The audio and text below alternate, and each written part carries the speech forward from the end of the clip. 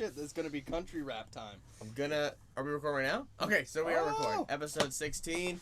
We're here, Mitchell Square. We just jump right into that. That was fast. We're here with Alex. We're just going over this last name, Kuchma. Yeah. So you said we could basically pronounce it however we like. I don't give a fuck how you pronounce Alex my last Kuch. name. It's all good. Yeah. Drop the ma. Alex Ma. Alex. Alex Kuch. Yeah, man. But How are you?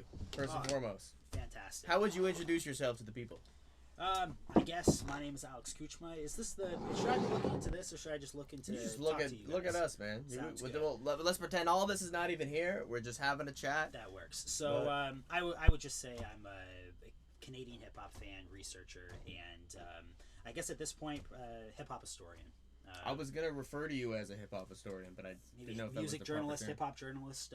But even that is probably saying too much because I respect a lot of hip hop journalists, and I don't really classify myself within that same category or bubble. But no, I think I probably do some work that would be considered hip hop journalism.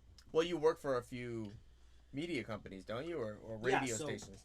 I work for I don't even really work for Breaking Records Radio, but I do contribute to Breaking Records Radio. I volunteer, and I did a radio show here in Cape Breton for CJBU, the Keeper Radio at the university.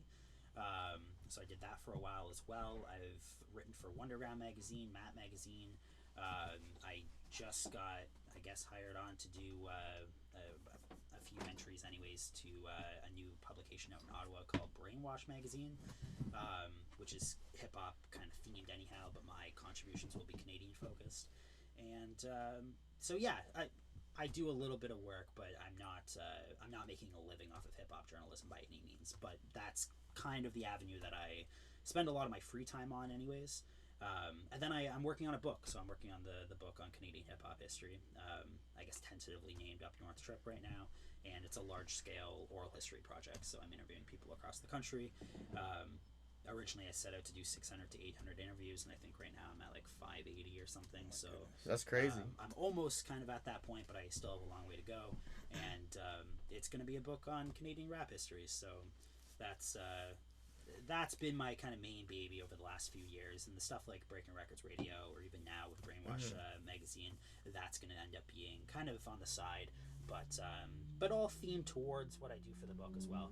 I will say Breaking Records Radio gives me the opportunity to speak to a lot of cats south of the border that I'm just fans of, and that's awesome because really I started doing that. I was doing a lot of interviews before I ever worked on my book, and I was doing reviews, and I was kind of focused on just the hip-hop scene globally, which happens to be mostly in the States. But within the last 3-4 years, I've basically put all my eggs into the Canadian basket. I was going to ask about that. Why Canadian rap? Yeah. Other than the fact that you're from here, obviously. But. Yeah, so that meant nothing to me originally. I didn't, like, when I started getting into rap music, I was mentioning this before, but I was a fan of Eminem, and that was essentially it. I was into skateboarding heavily, so skate videos would have shit like hieroglyphics and casual and I don't know, just like random rap songs, and I would fuck with it, but it wouldn't really resonate with me the same way that Eminem did until I don't know, years later. Then I started expanding, kind of getting into underground rap in general, but then going back and doing my homework and looking up history, and just kind of learning about the culture and the genre. But I didn't care about Canadian shit at that period of time. When I went into university, I've always been somebody that's wanted to take on larger projects, and kind of had that entrepreneurial spirit to some degree to kind of start my own shit and just, I don't know, do my own shit and kind of put all my efforts into that. So going into university, I knew I wanted to do a larger project because I had kind of been without one for a while, and I had a few things that were, I don't know, I guess on my list of things that I could possibly pursue. And when I went to university, I spoke with one of the professors there, actually two professors, Lachlan McKinnon, who is my supervisor for, I guess in many ways, the supervisor for the book project, but I kind of tied it into a thesis project as well, so he was definitely there for that. And then the now dean of at least our department, Andy Parnaby. So I spoke to them and kind of went over the list of ideas that I had, and we kind of worked out how realistic some of these ideas were and what they could end up contributing, or at the very least the university could end up contributing towards kind of in terms of resources for whatever project I chose. And on that list was a kind of a larger project, kind documenting Canadian rap and hip hop history and hip hop culture. So not just rap music, but the DJ, the break dancer, etc., and just kind of all the elements of hip hop. And I guess that project fascinated me to some degree because, one, I was a fan of rap music and I consider myself a hip hop head. And I had some connections to what was going on in Canada. I had a connection with Thomas Quinlan, who ran Han Solo Records out of Toronto, but had done a lot of work in Halifax and kind of, promoting the Halifax hip-hop community. So I had a connection with him, and I was aware of labels like Battle Axe Records on the West Coast or Urbnet, and I was vaguely aware of things like Peanuts and Corn in Winnipeg. So I was kind of tuned into what was going on, not even really, but I was aware that there were certain things going on in the country, but it was partly kind of humiliating that I consider myself to be a hip-hop head, but I knew basically nothing about what was going on in my own country. And I wanted to end up learning more, and it kind of fit with the project. I knew that there was a lot of projects already on US hip-hop, so that story's kind of been told before. There wasn't really anything that had been told on Canadian rap, at least to the degree that I wanted to. You had little like op-ed journals and whatnot on specific album releases or different acts like Drake or Maestro Fresh West or Mishi. But the more known, this seems severely in depth. The big things kind of had some attention, but not the type of rap music that I really fucked with for the most part, and not in the same way that I kind of respect rap music. I was always interested in the community aspect of it and that very kind of grassroots DIY aspect of hip-hop culture, where you'd have people on the West Coast, and I guess this is something that I've learned since, but I didn't know it at the time, but you'd have people on the West Coast like Mocha Only, Bird of Prey, I don't know, Sichuan, like anybody from like City Planners, QC, that kind of camp. They would know people from Halifax on a first name basis in like 95 before the internet, just because of rap music. So there was a community aspect there. Well, there's obviously a smaller community throughout the whole country, right? So it would be more well known if you're on the East Coast doing hip hop shows and you want to continue throughout the country. You go to BC or Alberta or whatever, there's probably less people, because nowadays everyone and their second cousin and grandmother is a rapper. It's like, it's much more of a popular genre of music now. I mean, I know it was probably popular then, but of course. No, you're absolutely right. When there was a lot of still hostility towards rap music, and I think a lot of that's lifted and kind of gone away. There's obviously still one pop essentially. Yeah, there's still some kind of biases towards, especially with older generations.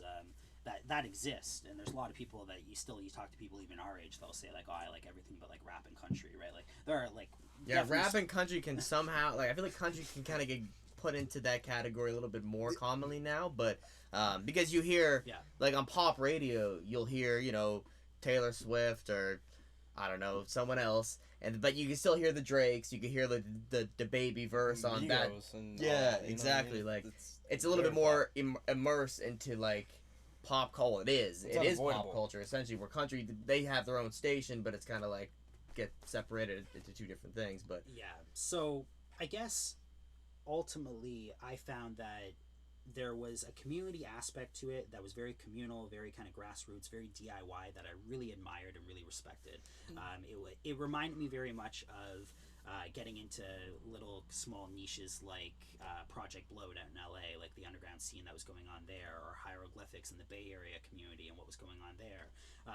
There's these kind of small community oriented pockets of rap music being made across the country that I felt one was creating really, really dope art. Like I really enjoyed the music itself, but also there was a family aspect to it that I felt didn't really exist. And this is the 90s, right? That's what we're referring to. The 90s, even early 2000s. I think early 2000s probably even more so before kind of MySpace times. Well, that's what's interesting about it, is because now I could go become a big fan of a bunch of underground artists, let's say from LA, and I'm a 14-year-old kid wanting to start making music. I can completely replicate that sound. Where at that time, the sound that was being developed in these little pockets, like you said, and the community that's around it, there's not as much outside influence. The type of sounds that were being created there are unique because you couldn't really hear an artist from New Jersey when you're in California and go online and look them up and stuff. I think more importantly than replicating that sound, because you could definitely still end up getting tapes and people would, right? Eric Melbranch was a little less convenient then.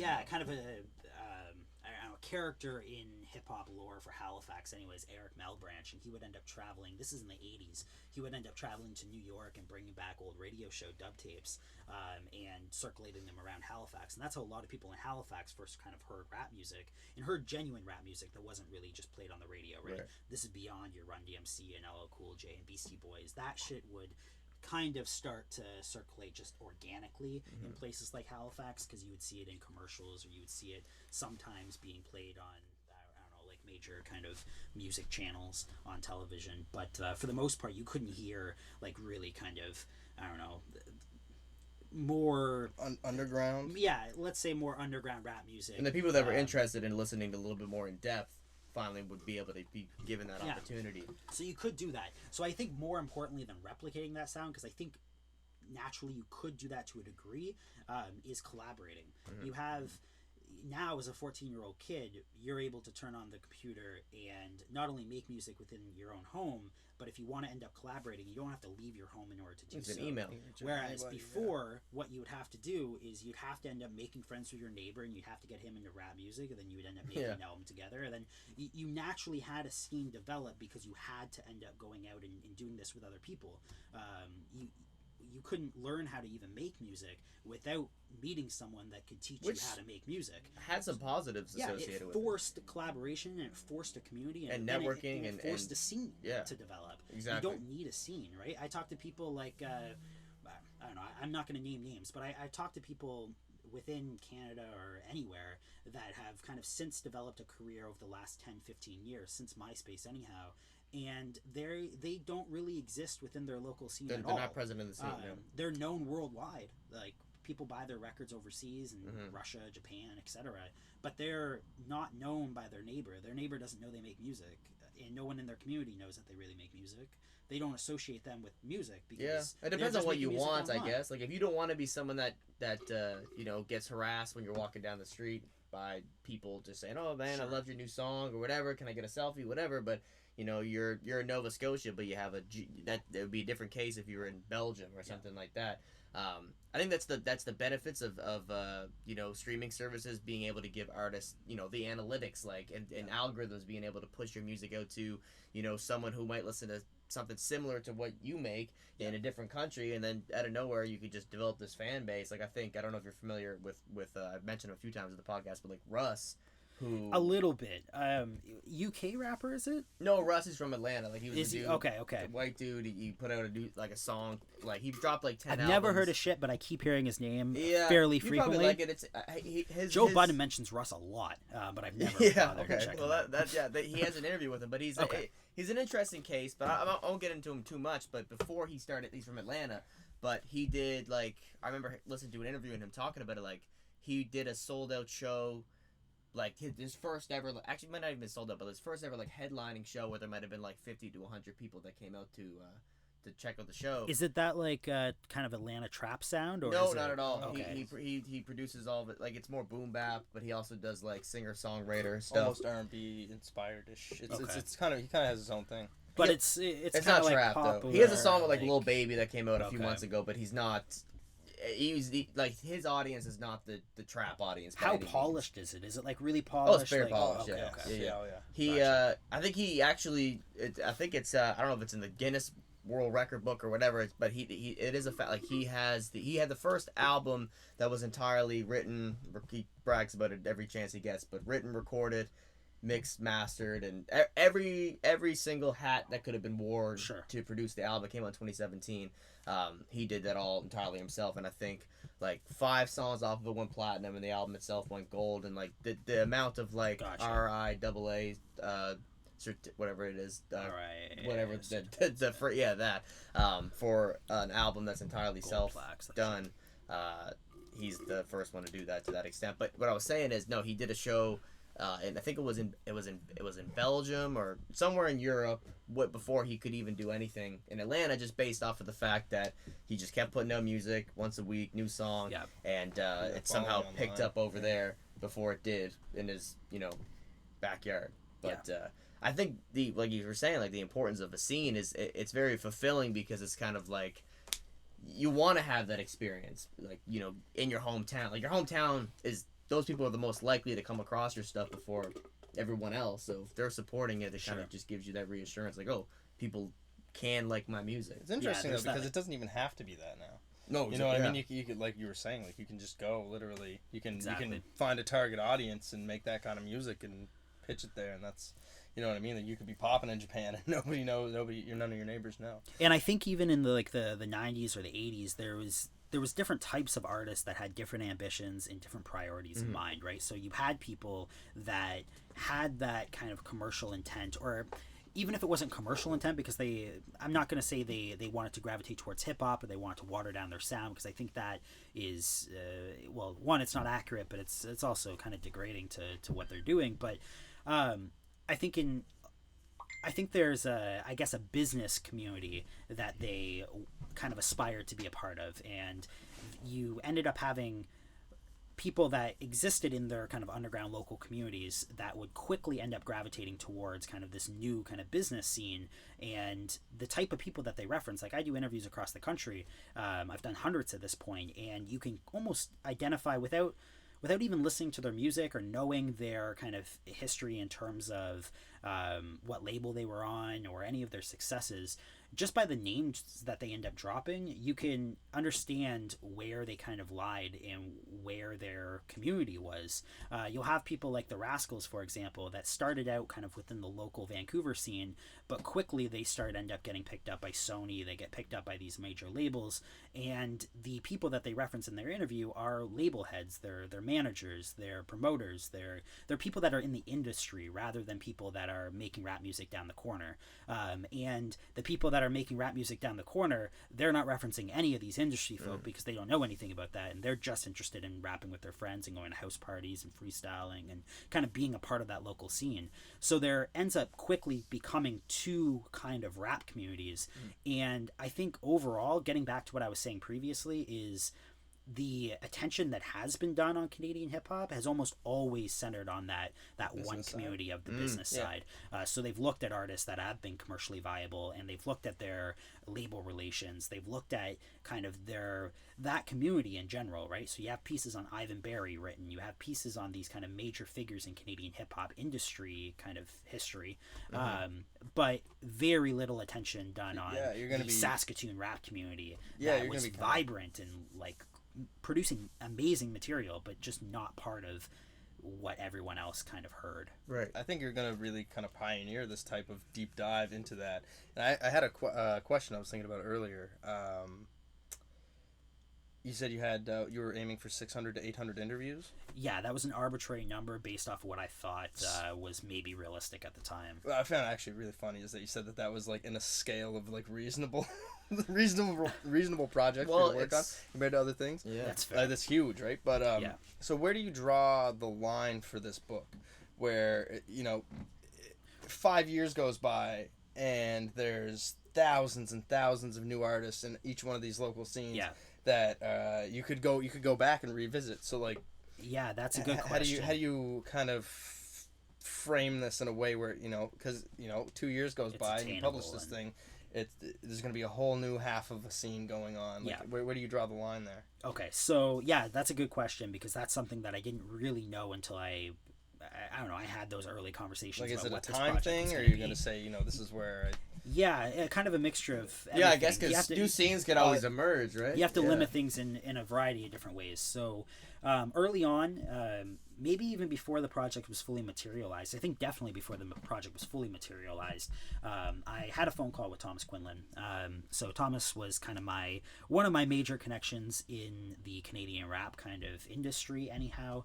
He had ran that hand solo records out of Toronto and had an impact on the Halifax scene. And at the very least, from my impression of Thomas, not knowing too much about Canadian hip hop, it felt like he was someone that was connected to the scene.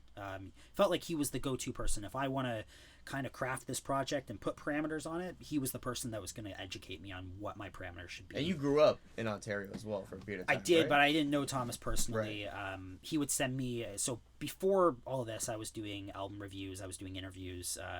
I was trying to kind of do my hustle on the I don't know, hip hop journalism kind of Right. market. And it was online stuff, and it wasn't really professional, but it was. Do you think it there was is what I was also, doing at and the time. not even mean to cut you off here, but do Yeah. you feel like there is a interest within, like, do you think there's a vast interest within the hip hop journalism space currently, like people looking to hear someone's take on an album, like, you know, the Needle Drop on YouTube? I'm sure you're familiar with Anthony Fantano. Like, he gets thousands and thousands of views. Probably not. I don't think people really care. I think the Needle Drop's like one of the few exceptions to that. It's a difficult lane to kind of succeed in. I think a lot of those publications that have kind of made their whole like business model after the review. People things like the Source magazine or Double XL.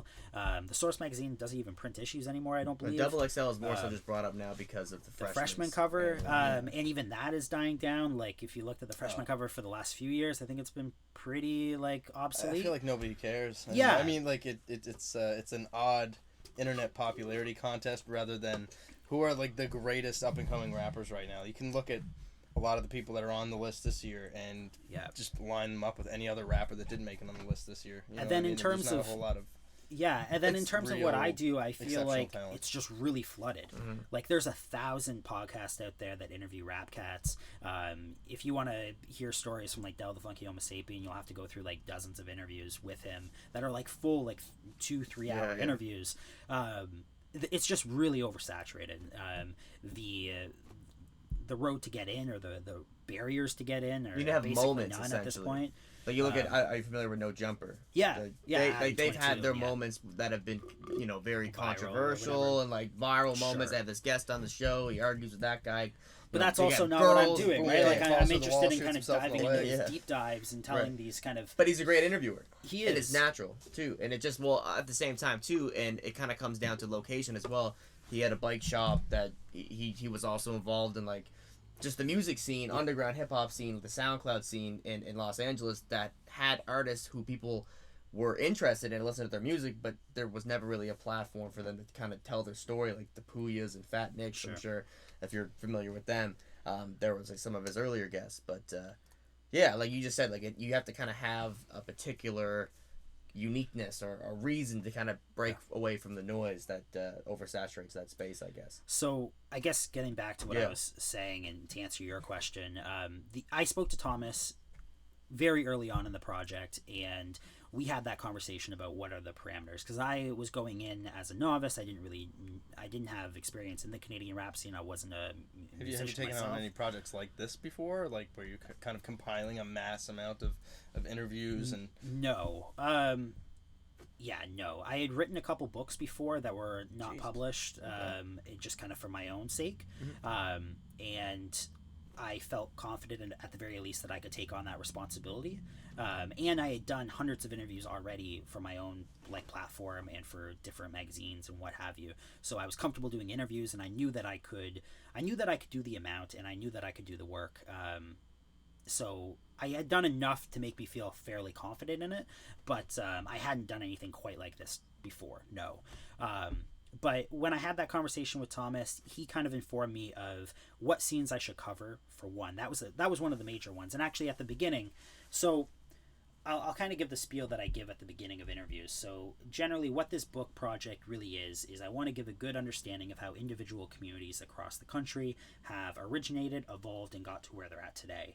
The actual communities that I'm covering in the book are Halifax, London, Ontario, Toronto, Brandon, Manitoba, and Winnipeg. I'm kind of lumping in together for one chapter with the whole peanuts and corn scene. Saskatoon, and then Vancouver and Victoria, again, kind of lumped in together for one chapter.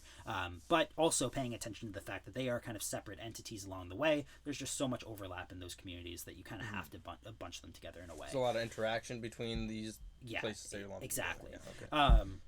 So that's kind of at least geographically where I'm covering, and that's going to be the breakdown chapter wise as well. So I'll have a Halifax chapter, a London chapter, a Saskatoon chapter, etc. Timeline wise, I'm covering from about 1980 to about 2005. And 2005 ends up being kind of when I would say, and these aren't hard dates by any means. So it ends in 2005 essentially. Kind of. So let's actually start on the 1980 kind of start. So I say 1980 because that's generally kind of the start of hip hop. You could date it back earlier than that, especially if you go to places like New York and the Bronx. But for the most part, especially entering Canadian communities, you start seeing this in the early 80s anyhow. And certain scenes start a little bit earlier than others, but generally by 1985, every community that I'm covering in the book has a scene. So definitely by 1985, there's a scene that's worthy of talking about. So you have to talk about the lineage of that, which generally starts around like 1980, 81. So that's kind of where they start. What was it like in Halifax at that time? Yeah, so very kind of DIY. You had a lot of breakdance crews. Are you familiar at all with Michael McGuire? Yeah. Was he involved with hopscotch a few years ago? He lives in Halifax? He does live in Halifax. Does he have a teaches beard? at St. Mary's. Yeah, he does. Yeah, big dude. Yeah, I gave him. Not big like fat, but just tall. Tall dude. Yeah, super tall. I remember him. Hermit of the Woods. You met him as well. Like when we used to go to Halifax for just random showcases and stuff. Like when we were still in high school, I think we've ran into him a few times. Yeah, no, Hermit of the Woods is his rap name. Anyway. No, 100%. I know he is. Yeah. Okay, so he ended up writing a master's thesis on Halifax hip hop, and I think his thesis goes from 85 to 98. I want to say, but it's called "How the East Coast Rocks: The History of Halifax Hip Hop from 85 to 98 or whatever it is." And he tells that story probably better than I am going to be able to do so. Mine focuses on kind of oral history, but essentially you have a bunch of these breakdance crews, and you have kind of early rap visionaries as well. So you have like the Modern World thing. You have these different kind of rap crews that are existing, and it's very kind of battle oriented, very freestyle oriented, which is kind of the case in all these communities. And you also start to have a radio presence as well, kind of come the mid to late 80s. Buck 65 ends up being, he starts out as DJ Critical on the radio, CKDU? Yeah, CKDU. And he has the Basement Show, and I want to say the Basement starts in the late 80s anyhow. It might have started like 88, 89, but he has that show, and he starts introducing people to hip-hop pretty early on. You have MCJ and Cool G. They end up putting out a couple records. They end up moving up to Montreal. So you have these kind of foundations laid out in Halifax as well. But that's the case across the country, at least in the communities that I'm covering. So, and then the 2005 thing was mainly because that's when I started to see kind of the internet era take over. Now, obviously the internet existed before that, and especially if you're talking about like retail locations and piracy and whatnot, that stems before 2005. But in terms of the community, and I think what I was talking about earlier in terms of people no longer having to leave their house in order to collaborate, that really starts ending around the MySpace days, and that's around 2005. So these aren't hard dates by any means. If there's a story that starts in 79, I'll tell that story. If it starts in 78, I don't care. I'll tell the story. But I had to set a parameter somewhere. Yeah, in 2005. Like you get into the new, like when you get into the 20 teens, like it's rapid fire, you know what I mean? Like every 2 years it's a whole now I do plan on having kind of a section at the end of every chapter on where the scene's currently at today. That will, because I'm sure you would get that information when speaking to these people. Sure. So it ends up being a little bit more of a contemporary look at what the scene is, but it's also a reflection on the characters that I've already brought up in the book. So it's not necessarily going to be here's all these new rappers that have come to be in the last 5 years, but rather here's where this community that we've now looked at for the last 50 pages, 100 pages, here's where the community is at now, and here's kind of what's left of that community and what it's currently evolved into, rather than here's all the MySpace rappers that you should hear. Or I guess they're not MySpace rappers anymore, right. SoundCloud rappers Spotify, here that you should hear. TikTok or something. Sure. So I'm less interested in that. But at the same time, well, it seems like the main narrative of the main purpose of covering all of these different areas is because coming to be highlighting the importance of community, which kind of became less 100%. Important when everyone was able to buy an $80 USB microphone from their local music store, download software, record. And it's a global community now. Yeah. It's not the same thing as it was. Sure. You don't have these little kind of organic pockets growing here and there. It's like it's just you plug yourself in and you go. You know what I mean? You can start from literally nothing and just jump right into the game. I hope to be able to give that impression of what the communities really felt like at that period of time. And because I'm doing oral history interviews and I'm including a lot of like block quotes in the book itself, you should be able to get that impression when you read the book. I've already written chapters of the book. Like I think I've done an okay job at communicating that. I guess I'm probably not well, I'm not really telling the story of how it's changed into what it is today, because I'm not just talking documenting about what happened today. But I think anyone that's kind of grew up in at least today's climate and has some knowledge about how the hip hop community kind of exists right now will be able to recognize a huge disparity 100%. and difference. And they can have an appreciation for, you know, what they appreciate, what they're a fan of now, and get an understanding of where it originated, where it came from. Of course. And so you said, how many interviews what do you think you've done to this point? You said maybe 580, something like that for the book. And so, then I don't know, another 400 for other projects over the years. So my question is, where do you store all this information? Like, you must got a crazy folder on your laptop or computer. Like, where? Like, is it scattered across a bunch of different? No, I've tried to be really kind of meticulous in terms of how I've done this. So that's a lot of information. I would be scared, that's been a huge problem, and that was something that I had conversations with at the university as well, because one of the benefits of inquiring about I guess to different professors that teach there is, in order to be a professor, your kind of job is also to publish, right? So a lot of the professors, and definitely the two that I had spoken to, had worked on book projects in the past. So they've done this kind of data collection, and then sorting and organization, and then turning that into a written project. On this scale, like, this seems like a massive scale. Not always, but sometimes. It's kind of like an encyclopedia of Canadian hip hop. Usually they would have worked with other people for a project of this magnitude, where I'm kind of doing this alone. I've some help, I guess, in terms of ideas and whatnot. I have people that I can go to for conversations. Seems like a project that wouldn't hurt to have a team. Yeah, 100%. If I had funding to have a team, that would make my job a whole lot easier. Have you looked into that before? I feel like this is a project that is almost, it's not just more so of like a personal interest piece. It's like, it's very valuable information. In the community, yeah, and I feel like Canada as a whole, whether it's like Canada's music scene, Factor, whoever would be responsible to kind of review this project and maybe want to associate their name with it and put some money behind helping you finish it. Because I would imagine, because you interviewed me for this 3 years ago, and I was surprised. Like, it really, jogged my memory when I was talking to, shout out to Malcolm McLeod, and he said that should have you on the show, and he said, oh, he's a dude from Glace Bay, and he's writing this book on history of Canadian hip hop, and I was like, damn, that's taking him a long time, because he did that 3 years ago. But when you're saying you're interviewing like 600, people, 800 people, and then you're covering 5 to 10 different communities and like in-depth coverage, I feel like the information that you're getting from these people that you're interviewing has never been told before on such a platform. And if you do it right, this is going to be a very valuable piece of information for.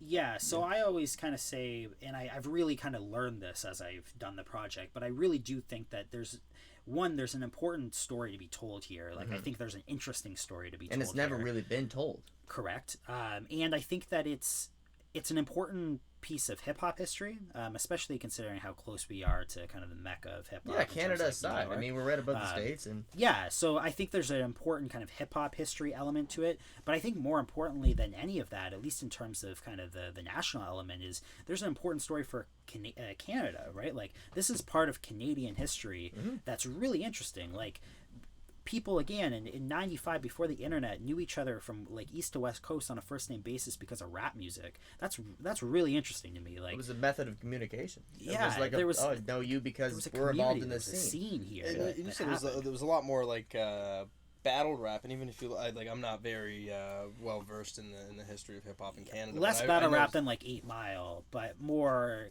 terms of like kind of ciphers and like people getting together and kind of like definitely competitive, like 8 Mile, but less structured, maybe more meet up after school at like in the woods and have a battle kind of thing, right? Or at a party. No doubt. But I think that a common thing now is like some people, like, I feel in that era you would perform in public, whether you're jumping in on a cipher or just someone gives you the mic and you freestyle off the top of your head. Like, people now are gonna probably end up writing in their phone, booking a studio, somewhere, maybe their friend has recording equipment, whatever, record, and then start putting out music for people to hear before they even get a chance to do an open mic or find somewhere where they can perform. I feel like the live performance came before you figuring out that you might want to go to the studio and record back then. 100%. Yeah, it was for a lot of There's a lot more people, community. there was only the live performance. It was a new art form at the time too. Yeah, So it was like, I talk to people all the time, and one of the questions I definitely ask in every interview is what recorded material exists. Like,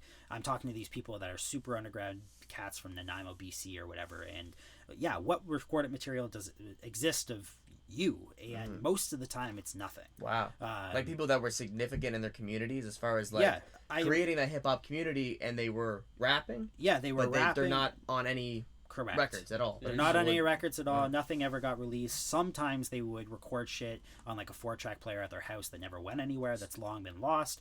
But for the most part, no, it's shit. I was in ciphers all the time. You're really trying we to did find a few community live pillars. performances. You're not trying to find you're trying to find the guys that kind of really helped form a scene. Like, they yeah, don't need to have you'll the see them on recorded bills all the radio time. Like, hits. I get flyers all the time sent to me, and their names will be on flyers. Like Sons of Superfly, for example, a crew out of either Victoria or Nanaimo, but Vancouver Island anyhow.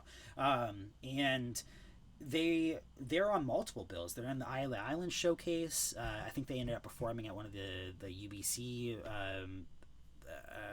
I don't know, campuses anyhow. So where are you getting these posters too? People from these communities picking up word that they're like, "Oh, you're writing a book about this? That's awesome. These were great times when I was 20." At this point, I'm now. very tuned into the scene. Yeah, so people that were a part of that community, your contact list must be very generally extensive. know me. Yeah.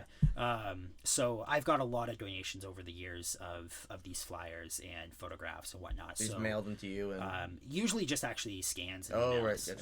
gotcha. Yeah, usually I have a collection at home of different flyers, but for the most part, it's just online, digital. They scan it in and send it over. Sorry. But you see the names on these bills, but yeah, there's no recorded material that ever exists. What and they're headlining like bills, part of their right, they're a big deal, and constantly like I get like 10 flyers with their. But as it gets more so into the 90s and whatnot, and I'm sure recording becomes a little bit more accessible, I would imagine that when you get these posters, very late 90s, early 2000s, most is when you start getting recorded material. Gotcha.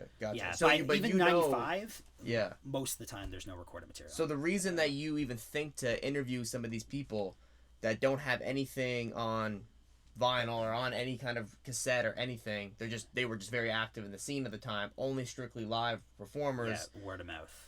Word of mouth. You probably talk to someone who does have a song. You have to speak to these people. They're like, well, you should talk to this person because back in the day, he would be bringing out 100 people on a Friday night and. Yeah. So again, the first person I spoke to was Thomas Quinlan. He said you have to speak to this person, this person, this person. Took his word. And, yeah. Let's go from here. You speak to Rod Bailey McEnroe out of Winnipeg, and he says, okay, you have to speak to this person, this person, this person. Then you speak to DJ Bunny. You speak to all these people, and your web of contacts ends up expanding. So that happens pretty quickly. You get kind of out of control. Must be pretty interesting to say talk to some of the younger people, say like Mitch himself, kind of work your way back from there and see you're talking to guys that are like, may have started their rap career in like the 2010s, you know what I mean? And then it's like, who inspired you? Who inspired that guy? And then you can really work your way back from there. Have you been finding a lot of these community pillars via that method, or are you going straight to the source? Because I feel like some of these guys with no recorded material, it's got to be hard to find. There's some lineage kind of involved there in terms of my research process. When it comes to kind of modern day rappers, usually, like I spoke to Mitchell, he wasn't saying a bunch of local rappers as his influence, right? Mm-hmm. Your like early influences were people like Mac Miller. That's what I remember, right? People that weren't really a part of that community. Yeah. However, when I do so I'm already kind of going into this project somewhat familiar with certain cats, right? So if I'm studying Vancouver hip-hop history, I'm already familiar with Mocha Only and what he's done over the years and his crazy amount of albums. I'm already familiar with he had like a ton of albums. Yeah, right? like 140 or something. I used to listen to a song with Classified all the time where he's like, he brags about that. There's like this in the visuals for the song. You does this thing and it just like shows all these albums created. And I'm like, damn, that was like crazy amount of years ago material, right? So I'm familiar with him. I'm familiar with people like Swollen Members and Mad Child and a few things, right? So I reach out to people like Mocha Only, and then he's now able to fill me in on what came before him, and that's definitely kind of the process. But it's really only usually you can get some kind of knowledge of people that existed in the kind of very late 80s, early 90s. just by simple Google searches, right? Like I can do a Google search on Vancouver rap history and find some information about the Rascals, and that already marks me down to like 1989, 90. And then if I speak to people on the Rascals, they're able to inform me about their local community from there, and who existed with them. Now, generally before that, if I want to learn about what happened in 1984 in Vancouver, I'm going to have to start asking questions to people like the Rascals. Who came before you? What's the earliest rap memory you remember? Well, because they're probably influenced by people in their community. Or even just heard vague rumors, right? Like, oh, I heard that there was a dude rapping like 5 years before we even started. You try to locate that person. Yeah, maybe you should track them down. Yeah, then the radio DJ is also really important. So, and I think these people would want to be helpful because to them at this point it's like nostalgic. Think about that. So they want their story to be told on a bigger platform. And I think that's kind of a conversation about oral history in general. But I will say that one of the things that I guess I usually get asked in an academic setting. Different professors will ask me, or if I end up giving a talk at a university, they'll end up kind of asking these type of questions. But it will be like, how hesitant are people in order to give you information, and how difficult is it in order to land these interviews? Because at this point, I've spoken to like recognizable names, I guess. And is there any notable names, like people that you're the most thankful to be able to interview? I'm into different kind of rap music than most people. So people like Shad was a big interview for me because he was he had the Netflix show at that point, and Hip Hop Evolution on Netflix. He was on CBC as well for a bit, right? Yeah, I think he has a radio show there. Buck 65 was a huge one for me. I interviewed him earlier this year, and that was somebody that I've been trying to get for quite a while. People like Classified are known locally. For sure. So you've already interviewed Class for the book? Nice. Yeah. People like Mocha Only was a big one, and then people from the States as well, because I have different outlets that I can do these interviews for as well. So people like Orko the Psychotic Alien was a huge one for me. He was a San Diego rapper in Masters of the Universe, creating really weird kind of experimental rap music, really, really dope in San Diego. But he had came over to Saskatoon in, I want to say 96, 97, and ended up recording with Isosceles, and they made an album together called Rules of Thumb. So that was already interesting that there was this link there. And when I spoke to Orko, he also mentioned stuff that was going on in Vancouver that he was a part of as well. So that was now for the book, but that was a really cool interview. I feel like that there's just a possibility that you could just get trapped into this endless cycle of just that was what that like, question. I know this guy. And the question that I brought up before is like, where do you draw the line? Yeah. So through all of these interviews, and not just interviews, all this deep diving that you've been doing, I can't imagine the depth of it. What was like the most surprising thing that you think you came across? Just by how connected everything is. Like that was the real kind of surprising element at the beginning of the project, was I had no idea how rich the community aspect was, and I didn't know the volume of anything either, right? Like when I first kind of set out on this project, I knew a handful of artists, and I kind of thought that's where the project would reside, right? I knew your labels like Herbnet, Han Solo, Peanuts and Corn, Battle Axe, and I kind of thought that was the entirety of the Canadian rap scene. I didn't really think there was going to be a whole lot of material outside of that. That's just completely incorrect. Michael McGuire has like a list of all the Maritimes rap albums that have been released, and he's well over 1,000. And that's just in the Maritimes. Your shit's on there. Like he's pretty good about like documenting that shit. My collection at home, and this is just like physical media, like CDs, tapes, records. Did I ever end up giving you anything? No, I still need shit. I've moved around a few times last year, but I have still like a box with. I'm pretty sure I must have still like at least one copy of everything that I put out. Yeah, that I own physical copies up to date. I'll try to. If you go into the fridge, there's 4 Bud Lights. You should bring them, just for the fact that I'm actually very thirsty and I need to drink something. But yeah, man, no. I would love to give you some stuff because it would be an honor to just be in this collection, you know. But I have over 1,000 albums myself. It's crazy, and you got a lot of cassettes, which I brought here as well. So what are these? You mentioned it before we started filming here, but you brought these as a little gift. Yeah, those were extras that I had. So La Chapelle, I think that's probably how you pronounce his name. He's a beat maker out of Ottawa, and I believe he's out of Ottawa. So my friend Matt Hardy ended up hooking me up with that one, or maybe he passed along the link and I copped it anyways. But he said it was from his neck of the woods, so he lives in Ottawa, so I assume it's Ottawa anyways. I don't know too much about it, but it was an interesting beat tape. Ottawa's quite a scene, though, doesn't it? Like, yeah, so right now. there's a couple scenes I'm not covering in the book. So Edmonton, Calgary, Montreal, and Ottawa, I would say, are probably the biggest ones I'm leaving out of the book. Right. But that was just, I had to draw my line somewhere, right? I can't cover everything. Of course. And even in the communities that I am covering, like, I am trying to go in depth. I am trying to tell accurately that story, but there's plenty of artists that I'm leaving out. And that's something that I learned when I submitted my Saskatoon chapter to people within the Saskatoon community. I had written this chapter and I was pretty happy with the finished product. But one of the things that I got feedback on was that the book kind of gives the impression that the Saskatoon community was really most heavily active in like 95 to 98 or so, and in reality it was kind of like 2000 to 2003 was really kind of this real push of just a huge amount of artists. But when you look at like that huge list of artists that were active from 2001, maybe 2002, 2003, you really see a few names repeated over and over and over again. So those are the stories that I covered in the book, but it doesn't quite give the impression of how vast that community was at that period of time. So I've went back and I've added a few kind of sections on lesser known artists just to kind of give that impression. But I'm definitely not covering everything, even within the communities that I am covering and within the time period that I'm covering. Like the Turntable Talibans was a DJ group in Saskatoon from kind of the very late 90s into the early 2000s. And in my original draft of that chapter, I didn't have anything on them at all, just because their output wasn't really notable, really. But they were a part of that scene, and people in the scene would have known them. But that was something I had to kind of add in afterwards, just to kind of give that impression about how active the scene was, because I want to portray the story accurately as well, right? For sure. But yeah, the drawing the line on who to cover and what I can possibly cover has been a huge challenge over time. Oh, that's what's up.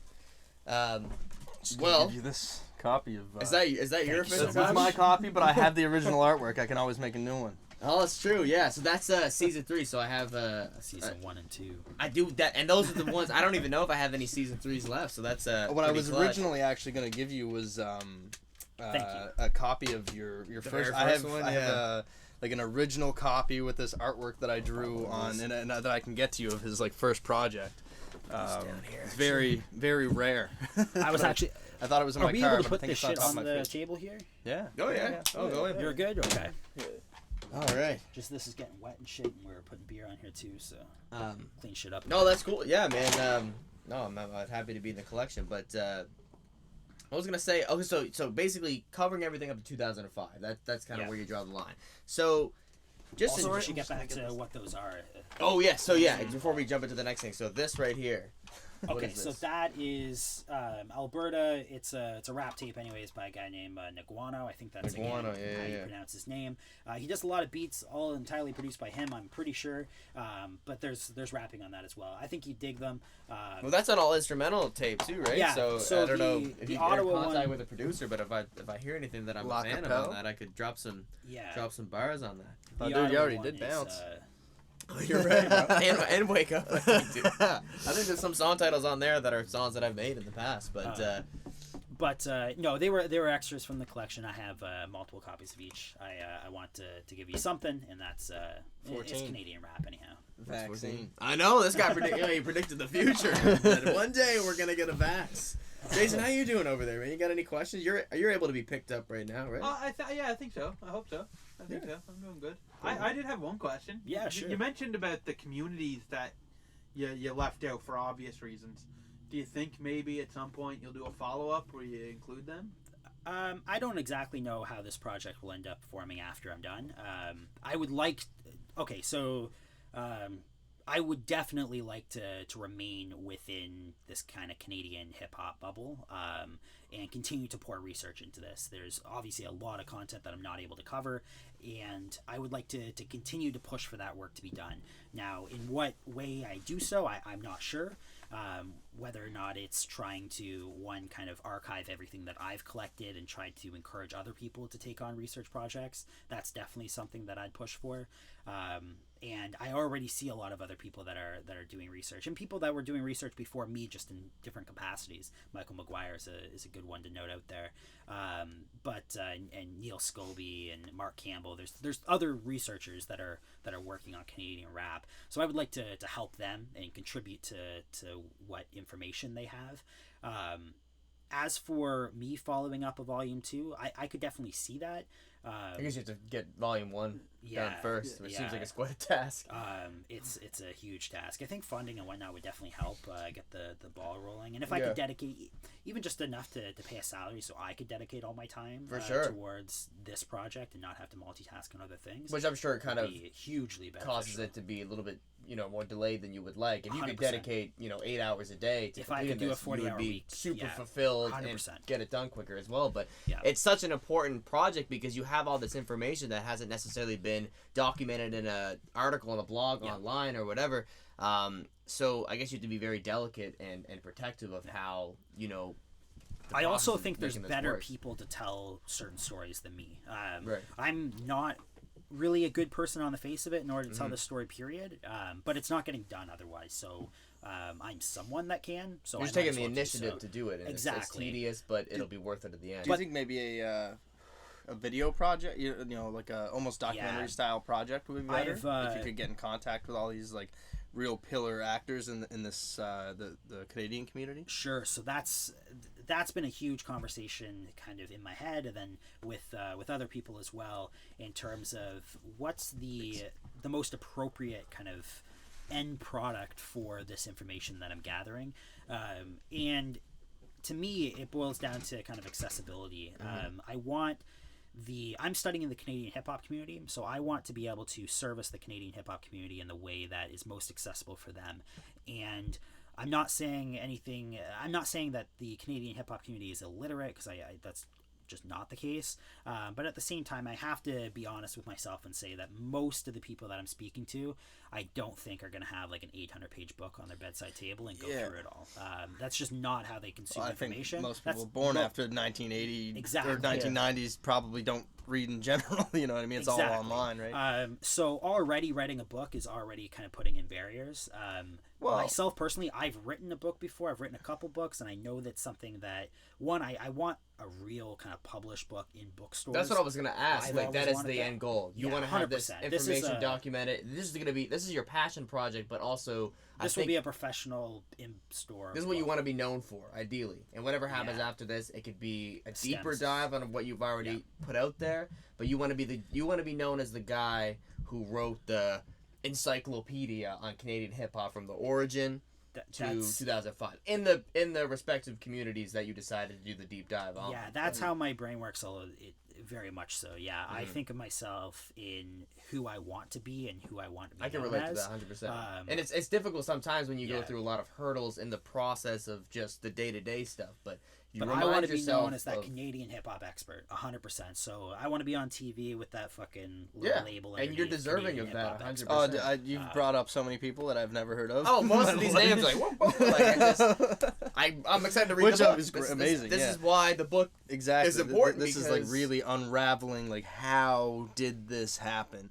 Not just like, oh, I know Drake, and then I liked rap music. I started rapping. It's like right to the root of it. It's deeper than even like the Maestro Fresh West and stuff like you're that. Really digging. You're digging down to their roots, and like that's probably like Maestro Fresh West, Mocha Only. Those are probably the oldest classified. Those are probably the oldest names that I am aware of myself as a less intense rap fan than you by a large amount, but like as a rap fan for sure. But like Mocha has like recorded material that's not public, but like he has recorded material of shit from like 86. Have you got a lot of exclusives from doing this? Like from well-known people? You must have some tasty never heard before material. Reels and shit at home, That's cool, man. Well, I mean, you're deserving. I mean, I would feel like if I was someone who was a pioneer in a specific community who ended up becoming someone a little bit bigger outside of my community, and I get to talk to someone like you who's interested in the origin in the early days, I wouldn't want to share the unreleased demos with anyone else but someone like yourself. Yeah, so we started talking about this earlier, but in terms of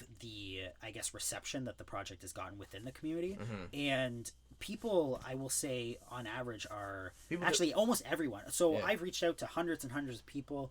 I think I got declined once for an interview. Once out of reaching out right now. I don't even remember the name, but it was somewhat recently. within the last year, anyhow, of this, I reached out to someone and they declined an interview. That never happens. Almost everyone is very eager. Probably, but I can't remember I don't even remember who it was. Maybe they switched. I couldn't give them a shout. I couldn't air them out if I wanted to. I just don't remember. But I remember it happening, and I remember thinking like, this is the first time that this has happened. Almost everyone unilaterally wants to share this information, and I think there's an interesting kind of element there, because at the period of time, like, I'm doing this project because no one else has done so, and the documentation is so horrible. Like, when this happened in 1995, and these communities were kind of forming, and at the kind of height of the community, I would say, they weren't documenting their own story, right? They didn't value their story. They never thought about it kind of in an outside lens. And they were just living in the moment. This was exactly. Just but what was documented probably wasn't added to some sort of lineage. Like, there's probably so many tapes and records that you've never heard. But they never thought that what they were doing was ever going to be worth anything, right? They thought, oh, I'm making dope music with my friends, but they never envisioned a time where this would be valuable, so they never. And they even probably weren't even trying to it. pursue it as a career or to become a star outside of their town. It was just like on the weekends we'll have these gatherings. Exactly. Yeah, well, I think so. Given like sorry to interrupt, but given like 10, 15, 20 years later, 30 years later in a lot of these cases, I think the perception has changed a little bit, and they're able to look back and say, hey, what I did with my friends when I was 15 years old, that actually means something now. It does. Matters. There's actual value there. And that culture and that's an important story that we now want to end up telling. So people are very, very eager in order to tell their stories. 100%. So people, in terms of donating flyers, like, a lot of people like, put a lot of take work. my stuff because it's going to have some kind of use on a broader scale. The amount of work, like, I'm grateful enough if somebody volunteers like an hour of their time to have a phone call with me. That's enough. But the amount of work that some of these people do in order to help me with this project is amazing. Are those typically the lengths of the conversations that you have with these people? An hour? Because if you're interviewing an hour to 2, 400 to 600 or whatever amount of people, hundreds of people in these communities, and each interview is an hour long. 1.5, 2,000 hours by the end of the project. Like, what is that process like to pick out the best quote? Like, you obviously re-listen after you have the conversations with them, at least once, I would say. And are you taking the most like notable statements and stories that they told you while over that phone conversation and writing them down? I can kind of detail the process. What's the organizational process like after these conversations? Yeah, so essentially, as I'm kind of as I dive into a new scene, I don't know almost anything about the community. So almost every interview that I do at the beginning, the first, let's say 30 to 40 interviews, is kind of going through one ear out the other for the most part. I'm taking notes and I'm recording everything, so I can always go back. But for the most part, it's the first handful of interviews, I'm not really retaining a whole lot of information.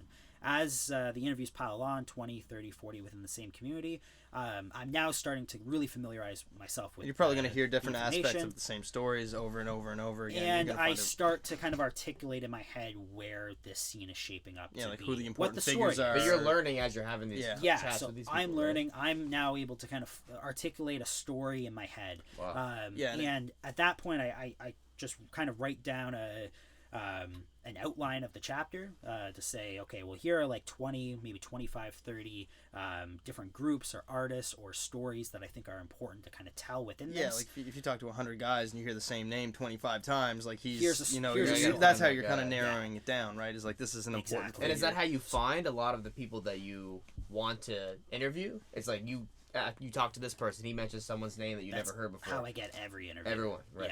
Yeah, you always have someone or a few people to start with, and then you kind of expand. I had one person to start with, which was Thomas Quinlan. I didn't know anyone else really. So that one person you spoke with expanded to hundreds of people. Yeah. Shout out to that guy. You must have a very ambitious mind to have even started this and then like did the first interview and not be like, you know what, fuck that.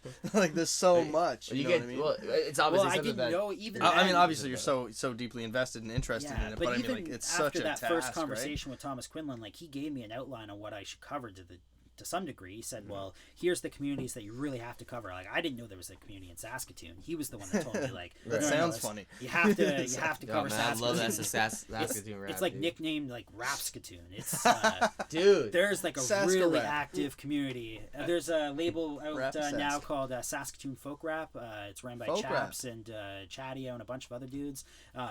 The shit that came out of Saskatoon, like, do your homework. Like, if there's one thing you're taking away from this conversation, this podcast, listen to Saskatoon hip hop. Listen to. What were you gonna say, Jason? I feel like Saskatoon just has a big music scene anyway, because isn't like maybe I feel like the Guess Who and Neil Young are from Saskatoon. There's people from Saskatoon, 100%.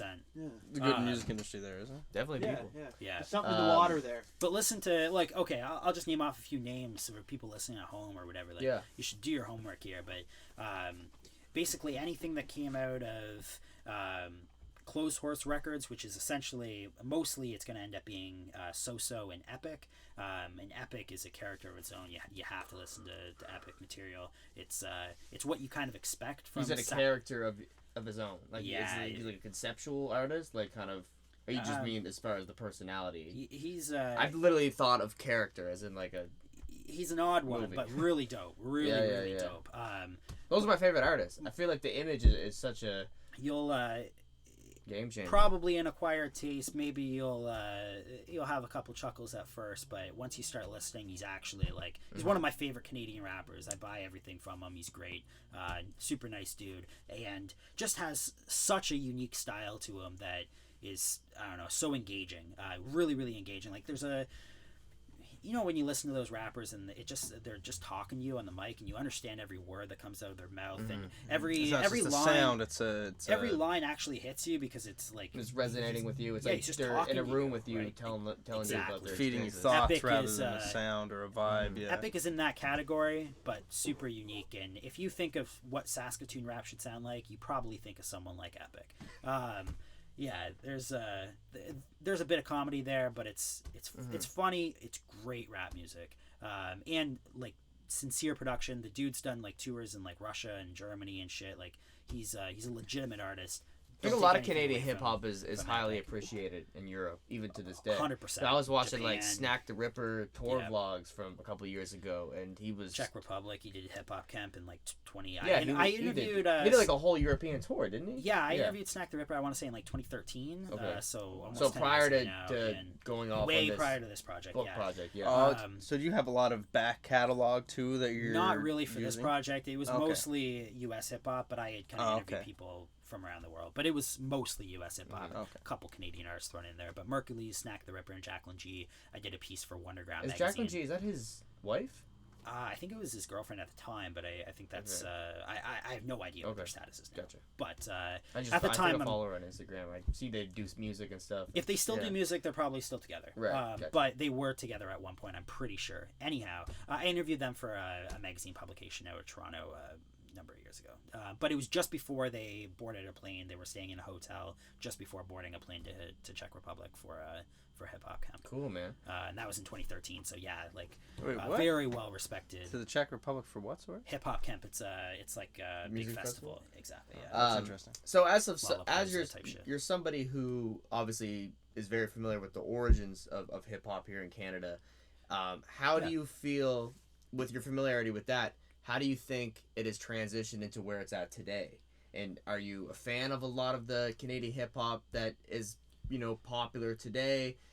How do you you think it has improved? Has it went in the other direction, completely changed? When we say like what's popular, are you mostly referring to people like Drake and Tory Lanez and shit? Because that I don't listen to their music. Well, I have no idea. Not so much that, because I feel like that's the obvious question, I guess. But like more so of like a, I don't know, like a Snack the Ripper or Mercury's or Dax or like Sunreal, if you're familiar with him. Yeah, or even like I've interviewed everyone that you mentioned, with maybe the exception of Sunreal, but I've right, because Dax he kind of falls into more of like the pop category now, but yeah, definitely still has a lot of like very authentic hip hop roots in his earlier projects, and mixtapes and stuff. I'll answer that question. So I think I think there's a lot of great music that's being made. Just to chime in here too, do you use Spotify to consume like the Northern Bars playlist? If you listen to that, it's updated. It's like one of the Spotify curated playlists, but basically I know of it and I don't listen to it. Yeah, okay. So from what I think it is, it seems like it's just mostly all Toronto artists to begin with, and a lot of the sound. And Lil Mosey's not Canadian, I don't think. But he is. Is he? I don't think so. So. But I think I actually used to think that as well. But it's mostly just kind of like auto-tune saturated, more like melodically driven stuff. Yeah, I've tried, and it's not for me. Yeah, so no, it's understandable.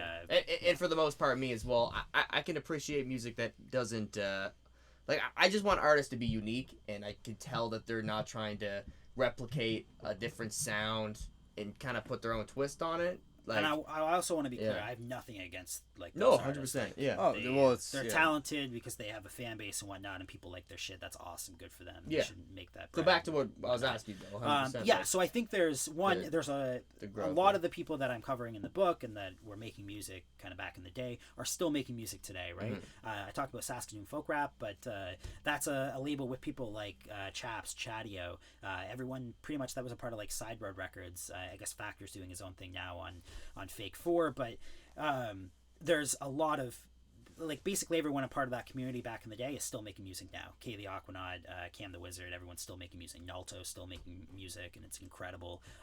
There's great music to be had there and to be heard. So part one of that question is that. So there's already like everyone else that was making music before still making music now, and it's still really dope. Then you have all these new cats that are coming out that for I don't know what their inspirations or influences were, but regardless, they're now making music in Canada.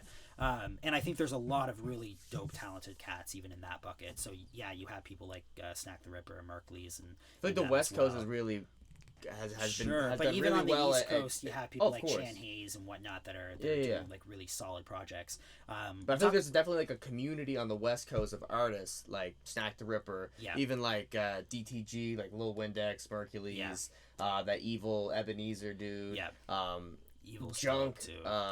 Junk's great. I don't know if you're familiar with Easy Mac. I did a song with him last year. He's actually from Alberta. I've heard the name. He's like totally independent. We're hopefully gonna have him on the show here as a guest in the future. But as far as like monthly, like he has like 200,000 monthly listeners on Spotify. He's totally independent. Like he's doing his thing. But his his appeal is like he has a lot of like almost like similar, I guess, weird comparison because I don't know if this is where he gets inspiration, but like kind of like. For an easier an easy way to explain it, like kind of like early Eminem shit, where you're just kind of rapping about. It's really dope lyricism and multi-syllable, fucked up self-human nature kind of stuff. Yeah, like kind of almost like self-deprecating, like I'm doing these drugs, but it's making me really dope, and like his visuals are all wacky and shit. But I think you would appreciate it. He looks completely different than like the depth that he can get into in his music. I've seen people on YouTube call him like the Walmart version of Lil Pump based off of like his appearance. Looks. Yeah, he looks like that, and you're like, I wouldn't touch that with a 10-foot pole. And then you listen to him, and it's but he's technically very talented. He's a lot more varied. When you were talking earlier, I can't remember the name exactly. You're talking about Epic, was it? That's funny. Yeah. You said he was kind of funny. Yeah. Have you spoken to? He's a relatively not new, probably artist, but he popped off in recent years. Baby No Money or Baby. Nope. Have you talked to him? Do you know who he is? And he's a huge artist from the West Coast too. Yeah, he blew up on TikTok. He's from Vancouver. And he made that La La La song. I don't know if you ever heard it. Like it was like he. It seemed like all world though. Like his trajectory was just like. You know what I mean? I don't. Well, I listen to the radio a little bit now, but I'm completely like tuned out of. Well, the amount of people that you're interviewing and the music that you're listening to in these communities. I mean, I don't know where you. I listen to a lot of old shit, and then the shit that like I'm currently bumping that is new and kind of modern out of Canada. At the very least. Like the new music from those. No, it's actually I do listen to everything that they put out as well, like the people that I'm covering that I'm interested in. I definitely listen to all that shit, and I like it, and I buy it, I support it. I think it's great. You should listen to it. But I guess the stuff that I'm listening to the most right now is I know we had this conversation a little bit prior, but Griselda. Yeah. We're all familiar with Griselda. Okay. So when Griselda started popping up in, I guess even before then, but 2008, 2009, 2010, it wasn't just them in isolation, right? So Griselda, Westside Gun, Benny the Butcher, Conway the Machine. I guess Benny the Butcher was a little bit later on, but those three. But they came up with a shit ton of other like Buffalo MCs and Rochester MCs, and which is like borderline Canada. Like I'm sure a lot of the culture from their groups would kind of get affiliated and cross over. Exactly. So there's people in Toronto that are kind of came up in that same wave that are producing very similar sounding music, and that as Griselda has become more and more popular, and as that sound has become more popular within the underground circuit, you have more and more people contributing to this landscape of art. And Toronto has a dozen or so like people that are within that same kind of ballpark that have continuously affiliated with Griselda guys and that same sound. So name wise, we have Danielson, Ace and Eastwood, Bozak Morris, Future Wave, Sibs Rock, Finn, Six Letter, Raz Fresco. These are all people that are in Toronto that are making like extremely like gritty, raw, like street oriented rap music. Or old school, not old school. But... It sounds like Griselda type shit if you're into that. Which is what Griselda essentially is kind of like that refreshing. I don't want to say old school, but like traditional. Like it's not just some sort of but it's like super this, produced trap. It's this garbage. Like kind of slow, atmospheric type production, but like and like speaking boom bap, to you, like gritty production, and just like bar after bar after bar, and that's the type of shit that I listen to a lot lately. You mentioned Flatbush Zombies earlier before we started recording, which I listened to a lot. Oh yeah, that was like when we were in high school. That was like the vibe. I guess Flatbush Zombies. I would say. I guess we were having a conversation about people like Mac Miller, and I guess that right because we were talking Tyler about influences and stuff, and Tyler Creator and Odd Future and that. But I think I would lump Flatbush Zombies in with that the kind of polished. But grittier sound, but boom bap oriented and still kind of that throwback sound, but for a modern audience. That like you called it like frat rap or whatever. Well, when you referred to like you were talking Mac Miller and I wouldn't call Flatbush Zombies frat rap, but like Mac that Miller's time early when days were definitely when Mac Miller first came out with his project Kids, which really kind of boosted him out of just the Pittsburgh scene and everything, and when he signed with Rostrum Records and whatnot. That was the category that he was getting put into at the time. He was making music about. It was very like. But I find that a lot of people that listen to Mac Miller also listen to Flatbush Zombies. Yeah, probably. But at the time too, like, there was like the Chris Webby, Mac Miller, Logic.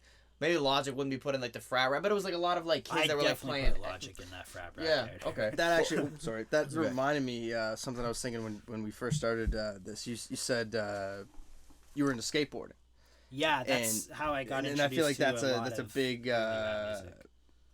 like for underground like I got into I knew of Logic a while before he popped off for I feel like a similar reason as a lot of people that are in the skateboard scene get into this underground music is because it's not like commercialized. It's not like you put it up on YouTube, you're gonna get dinged. You know what I mean? Like you can make a skateboard video with some underground rapper and he's gonna be like, oh, that's dope. Let me, you can use my song. You put it in the video. You're not gonna get copyright claimed.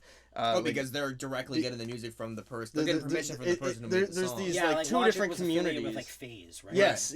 I remember that video coming out, and it was like the FaZe collab with Logic. It was like this huge thing, and then that like he already had a really good thing going. Yeah. But that like propelled him. I remember that. Forward. What was? Is it?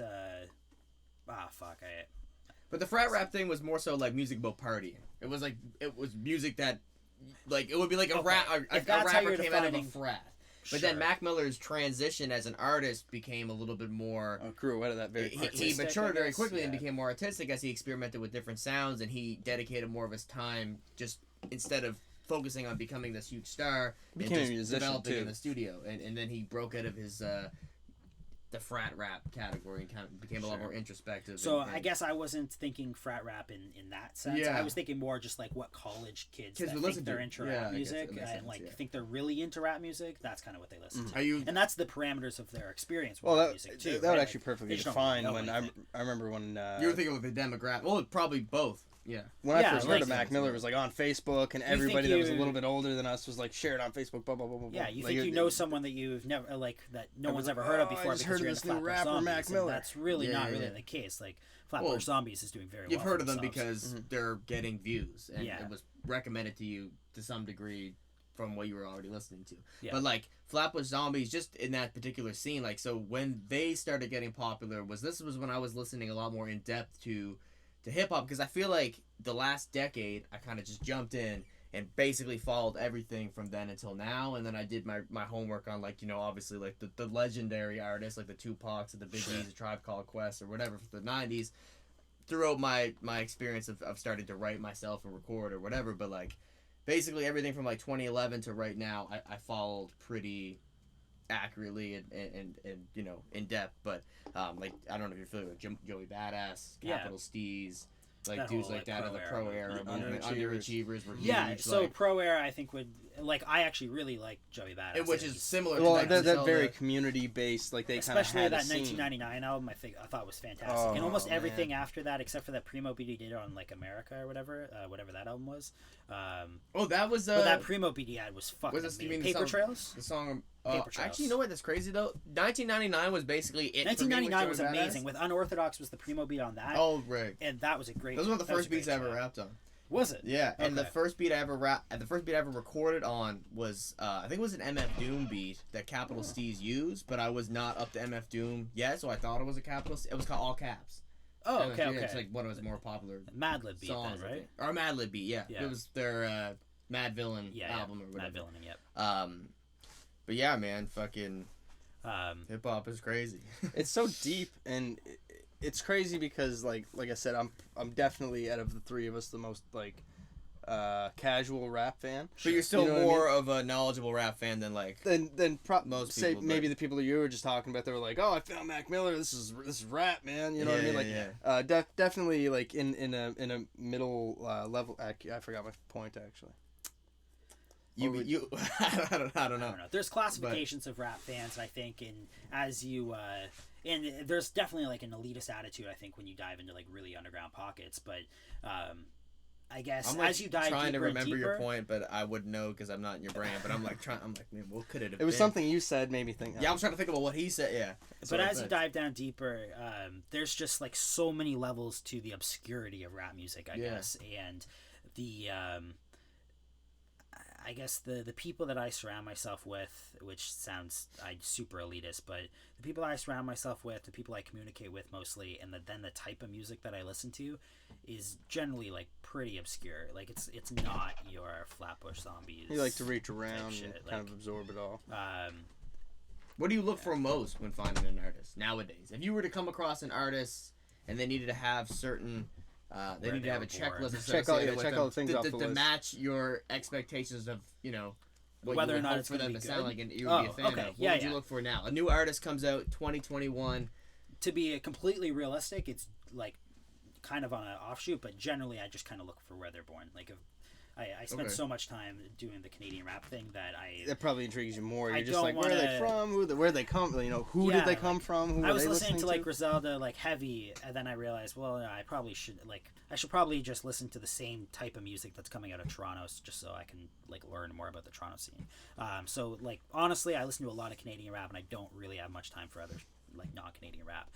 But in terms of which is kind crazy. of aesthetics, like because I'm sure there's a lot of music that you would enjoy, and I know you've done your fair share of listening to American rap or just rap in general. That's just not Canadian. I listened to the Evidence album the other day, the new Evidence album, and it was amazing. Like it was so good. So you're not like you're not like against listening to rap that's outside of Canada, but you're so wrapped up in this world that it is difficult for you to kind of jump out because it kind of seems like everything that you're listening to now kind of contributes to this book. Do you ever feel like, does it ever take away from your enjoyment of music? No, because it's kind of I feel like that's realer music. I feel like the stuff that appeals to you. I had this very like big problem. I remember me and you argued in my basement for like 2 hours one time about whether I'm not sure what rapper it was like a good rapper because I was like, it's just sonically like it sounds good, but there's no context to anything they're saying. We can revive the argument right now. Well, I don't. Well, I feel like what appeals to you is kind of the same thing that what my argument was then is that there's kind of almost two kinds of rap now.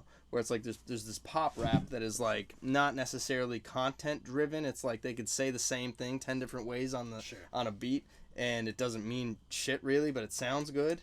If you took the producer out of the equation, it probably wouldn't be a good song at all. Whereas there's people where that like they're literally speaking into your brain and they're like delivering this very precise bit of content. There's a rap song that sums up that whole argument, which is "Not Listening" by J Live, and I recommend checking out the track. But no, I get what you're saying. I think I probably listen to more rap music that doesn't really have any real meaning or like conceptual content. Oh, really? That doesn't? Yeah, like I just listen to like hard bars over hard beats. I feel like you're for the what you're referring to is like what he's explaining is actually probably like similar to the same thing. Yes, I think he's basically maybe interpreting it as you.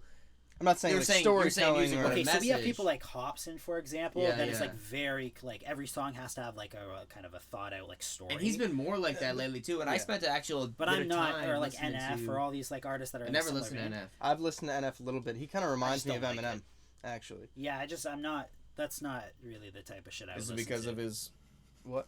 He's a white rapper. No, like sound wise, he kind of reminds me of Eminem. A white rapper or not? I have no idea. I figure he is. I've listened to a few of his songs though, and I would classify him the same as like Hobson, and like the Joyner Lucas, but Hobson. Exactly, Joyner Lucas. Yeah.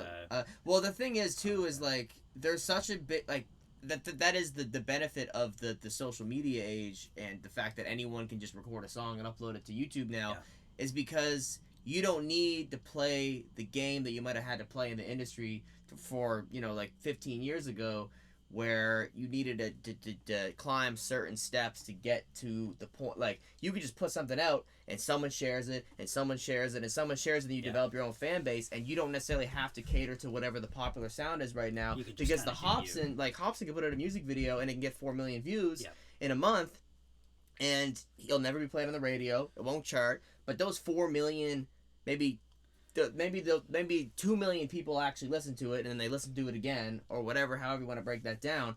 But those are legitimate fans that weren't put onto his music from like the radio or mostly like a bigger platform, and they're gonna listen to every song that comes out after that, instead of someone who makes a couple hot singles, gets a bunch of radio plays, does a bunch of festivals, takes videos at the festivals, posts on Instagram so people think they're really popping, but then in a year or two, those fans were they found them because of the few songs that they did. Where someone like Hobson, even Russ, and Tyler the Creator. Tyler the Creator's been out for 10 years. There was periods of time where people were like, well, I don't like Tyler the Creator's gonna fall off or whatever, but he's proven himself again. And if you look at his first week sales, which I think a lot of people in like the music business look at as a way to define if an album is successful or not, which I never really understood, because it's like after the streaming era, that got majorly deflated.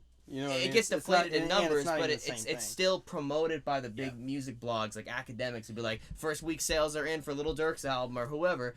And it has relevance though, because people's attention span's only a week. A little. It is a measurement in some terms. By after a week, you're on to the next album in most cases. And that's true. Yeah. But Tyler the Creator's first week sales over the last decade, every single album increased slightly. And the album he just put out after being in the game 10 years, his debut number 172,000 first week, which is excellent for these days standards. And but the thing of what I was saying is like, first week shouldn't define. I think longevity matters more. Like where is that being listened to? How many people listen to that 2 years? It's the albums that make it past that week. Exactly. That matter. Like I was saying this. I'm not sure if we brought it up last podcast, but like J. Cole's last Dreamville album with everybody on, like everybody from Dreamville on that album. I don't know what it was last Sunday. I was just thinking about J. Cole, and I was like, the song popped in my head, and I was like, what album is that from? And he just dropped an album, and that's completely out of my brain already. Yeah. And I was like, these songs were fire, and I had to throw that on. You know what I mean? Like that's what's really important, is when you make those like anthems for a time. Like when there's certain songs that I can remember when we were in high school, and these little tracks that pop up in my brain, they're what are really important. Those are what are going to garner like millions and millions of streams and plays or whatever over the next decade. Like that is what you really should be striving for today. But I feel like a lot of it is like, I'm going to drop an album, and then in a couple months I'm going to drop another one, and just keep being there. It depends on what your reasoning for getting into music in the first place is. If you just want to make a song and try to make yourself popular, because that's a huge thing too. Like there's definitely a blurred line between social media star and artist nowadays. But the people that figure out a way to become popular off of desiring both of those things, they might be able to sustain a career for 1 or 2 years, depending on how many times they can keep reinventing themselves. But you talk about Griselda and any artist whose appeal is based off of their actual artistic work and their music.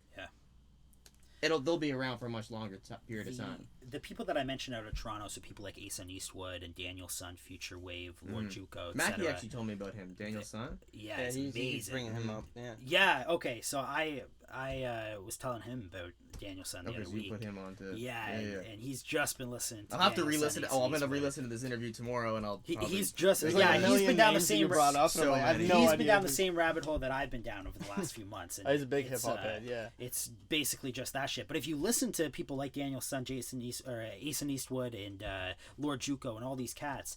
I picked up Lord Juco's first album, not Narcos, Tiffany Joints, just ended up dropping on vinyl.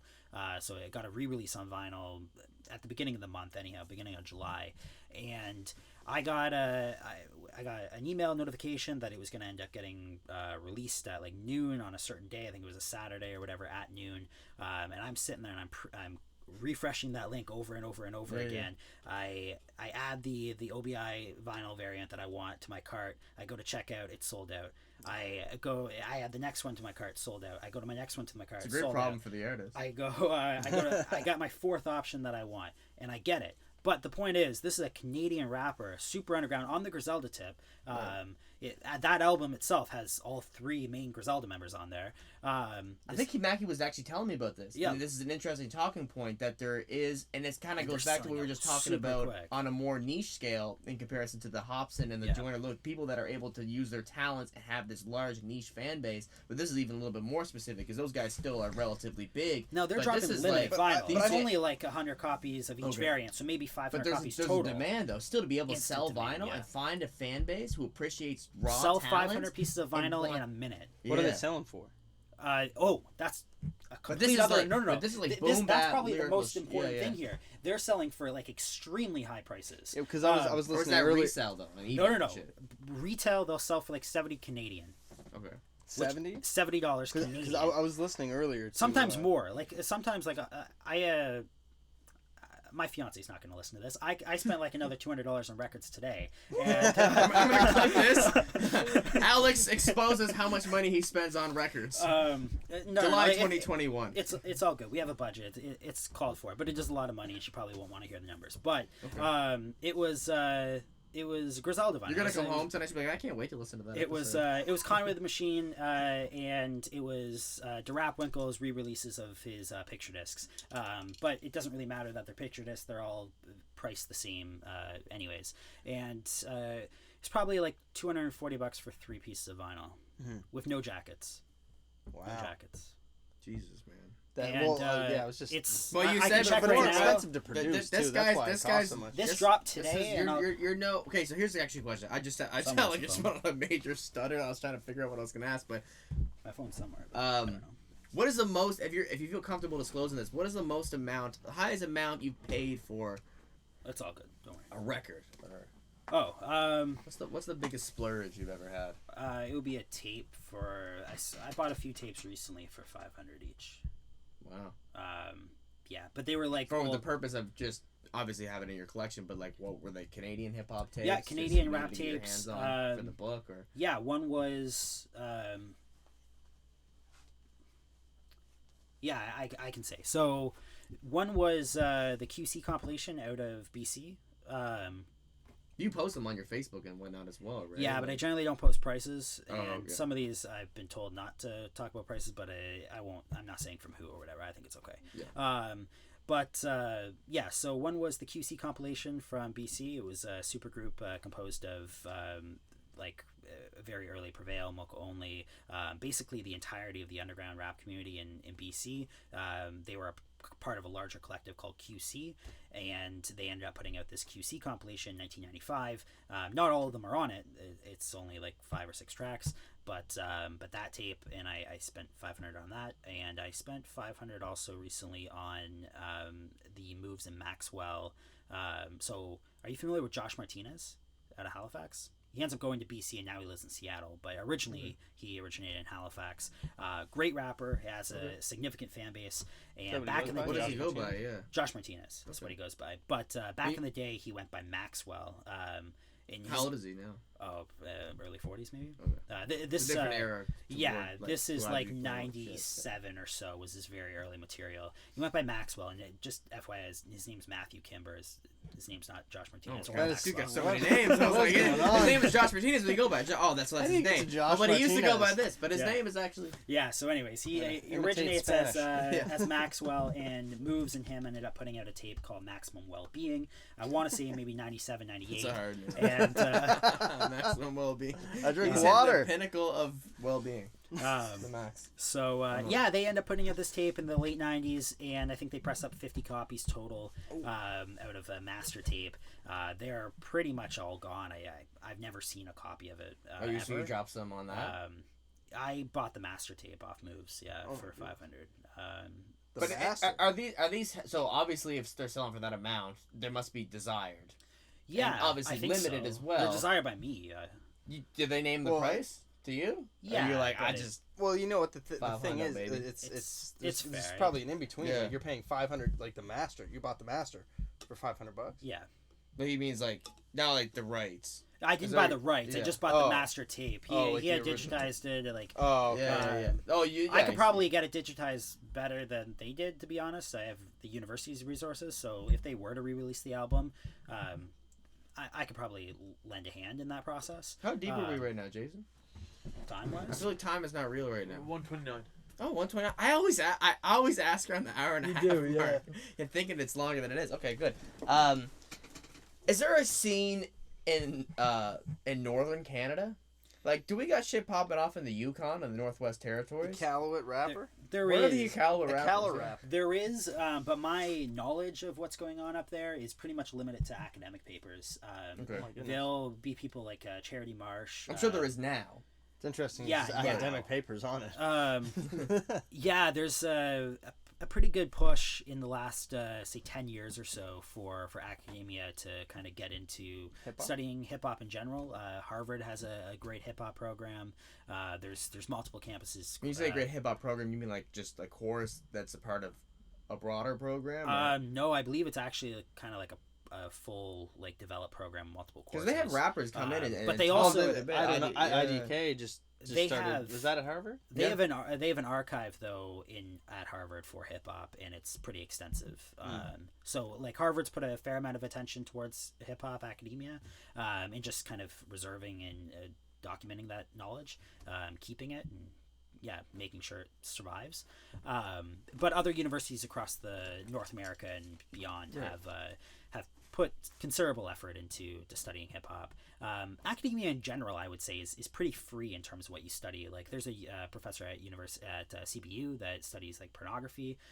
So he gets his like funding checks, and part of it just goes towards like porn sites and shit, right? I have a hard time like being serious talking about that. But just because it's just funny, I just picture this very sophisticated guy being like, porn, like, oh, look at those tits. But the point is, like, it's pretty free. Like you can study what you want to study. When I went to university and I brought up the idea of Canadian hip hop, I wasn't ever turned down. Like that was an interesting idea to almost every academic. Well, you're opening a new field. If it's not already been there, you're creating something. For I guess my point is though, academics. over the last 10 years or so, there has been a little bit of push to document Canadian hip hop.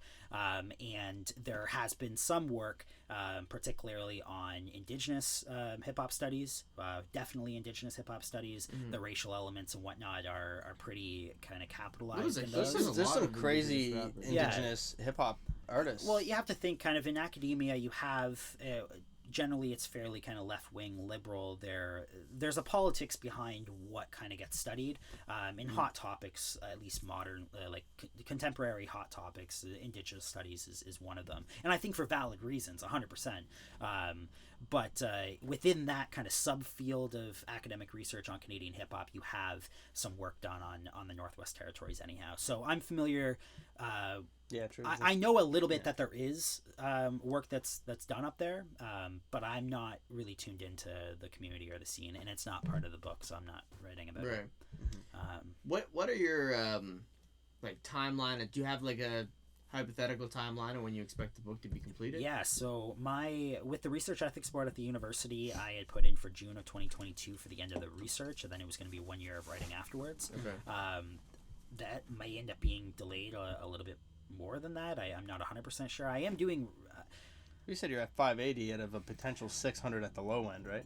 Yeah, but I haven't really hopped into Toronto yet with as much detail as I want to, and I haven't really also hopped into Manitoba all that much. A little bit on both, but not to the degree. So I'm probably gonna go over 800. Yeah, I feel like that goes. But I've also done some. It's gonna keep rolling and keep getting bigger. But you have your reserved locations too, right? Yeah. So it's not like you're gonna hear something about another place and be like, "Oh, maybe I should add that into the." Well, not places, but people. You know what I mean? Like, there's always another stone to be turned. In terms of my progress on the book, I've completed the Saskatoon chapter. That's like the research and the writing is done. I've basically done all my research for the Vancouver chapter, but I would say about 80% done the writing. That being said, that other 20%, there is some interviews that I would still like to do for that chapter. I just recently, well, not super recently, but within the last few months, interviewed Blaze Olson, who ran Fuck What You Heard, and I knew that was one of those interviews that I was missing out of that chapter. So I'm starting to fill in the gaps, but there's still a few things I'm missing out of that. I've done most of the interviews, I would say, for Halifax, most of them for London, Ontario. And then really the interview portion that's left is Toronto and Manitoba. And I've interviewed some people from both of those locations, but then I have to write the other portions. So originally I didn't want to. No, when we had our conversation, is that going to be under the Halifax? Like, that's what I was wondering about. Yeah, it would be basically the Halifax and its kind of surrounding area, because I like Hip Club Groove and DJ Moves, and a bunch of artists from like Truro are covered in that as well. And again, at the end of every chapter, I kind of want to give a good idea of where the scene's currently at today. So I guess I would kind of fall into that category. I wanted to kind of survey the scene of what's going on now, and you came up in that conversation a couple times, so I reached out to you, or me. I think you. I reached out to you because I saw the article in the Cape Breton Post, and I was like, man, I don't want to be left out of this. That's it. We were like sitting behind Chicken Shack for like an hour and a half talking to you. We were both in the. Were you in that car? I was in the car. Yeah. I was on the phone. I told you to swing by so you could see the collection and whatnot at the time, but you should do so now because it's improved a lot. Right. I wanted to give you that day we were talking about. Maybe we'll swing by with the. Was it that? I don't think it was season 1. Season 1 hadn't came like season 1 probably. I wanted was to coming give you out the CD in a that week I thought or two. I had in my car to give you now. Yeah, well, that CD was the first mixtape that I ever put out, and that was around the time when I first started putting out music at 15. The most popular place that I would consume my music was on DAPIF. I'm sure you're familiar with mixtapes and everything. Those days. Yeah, it was great. But that would be where I would put it out digitally, but we would still, like, me and him would go to Staples, we get the blank CDs, he's a graphic designer, so he'd do the cover, we would, print off the cover, put it together, sell them, and, Wendy's parking lot, $5, I'll ran to that guy at the movies. And like, hey, your album dropped. You're like, yeah, you want to buy one? And then the best feeling ever would be when they would say, yes, and like, $5, baby, and then you, but that was such a great feeling, and, but those CDs, I put out about 3 of those prior to 3 or 4 before I kind of started putting them more on, like, before streaming services came around and all that. Do you have them on Bandcamp and shit too? And you do have a Bandcamp. Do you sell merch like physicals? Nope. CDs, tapes, whatever. And do you press up anything besides CDs? Do you have? I have merchandise and whatnot. Like do you have vinyl or tape? No, I never did a vinyl or tape. I'd love to do that just as like a collectible in the future. It's cheap. Yeah. I mean, there's a very small, as far as like for me knowing my demographic, I don't, like, there's probably not too many people that would have the desire to get them. There's 25 guys like yourself, you know what I mean? Yeah, like press 25. You'll probably get rid of be cool collectible for people to have anyway, just as far as like an accessory. Most people just listen to shit on digital anyways. Honestly, I prefer a tape over a CD. Yeah. Like, if I'm buying music from somebody that, just anybody, probably a tape over a CD. I'm going to listen to it digitally anyways. What is your preferred way of consuming the music? It's music? cooler to have a tape. Well, I'm actually with him. I feel like that's cool tape too. Like, this is cool as shit. Look at this. Yeah, you're going to listen to it on digital anyways. Yeah, I go to never Spotify, open this, but it's amazing to have. If I'm listening to the physical copy, I go to vinyl. Like, I have some cassettes too, but I generally go with vinyl. Yeah. Yeah, I would say vinyl would probably be the preference, but it's just shipping vinyl is expensive. For sure. One of the cool things about like what a lot of the people that I mentioned out of Toronto, that Griselda type sound, is usually the vinyl is priced very high, but it's free worldwide shipping. So it makes you feel a little bit better buying it in Canada because you're paying the same price that the guy in the U.S. is. Right. That's always the hard part for me buying vinyl. Is like it's a $20 piece of wax, but they charge $40 for shipping, and I know that the guy south of the border is getting it, and they consider it a $20 item. But for me, it's $60, right? But if it's the same price worldwide, I feel a little bit better about dropping large amounts of money on wax. What made you decide to come here? Like to this podcast? No. No, Cape Breton. Sorry. What made you decide to come to Cape Breton? Or was that prior to you getting into this project? Oh, definitely prior to me getting into this project. Okay. I thought it was like, I'm going to get into this, and then you came here. I'm pulling like, why did that happen? The home of hip-hop. It would definitely be the opposite. Yeah. I would be leaving Cape Breton if it was for the project. Okay. But no, it's... we moved here because it was cheap. I was living in Ontario at the time. I moved out to BC for a short while, then moved back to Ontario, and my sister was out in BC with her soon-to-be husband, and they wanted to settle down and start a family anyways. They didn't have kids at the time, but they do now. And we were separated. I was in Ontario, my mom was in Ontario with me, and then my sister and her now husband was out in BC, so we wanted to kind of bring the family back together.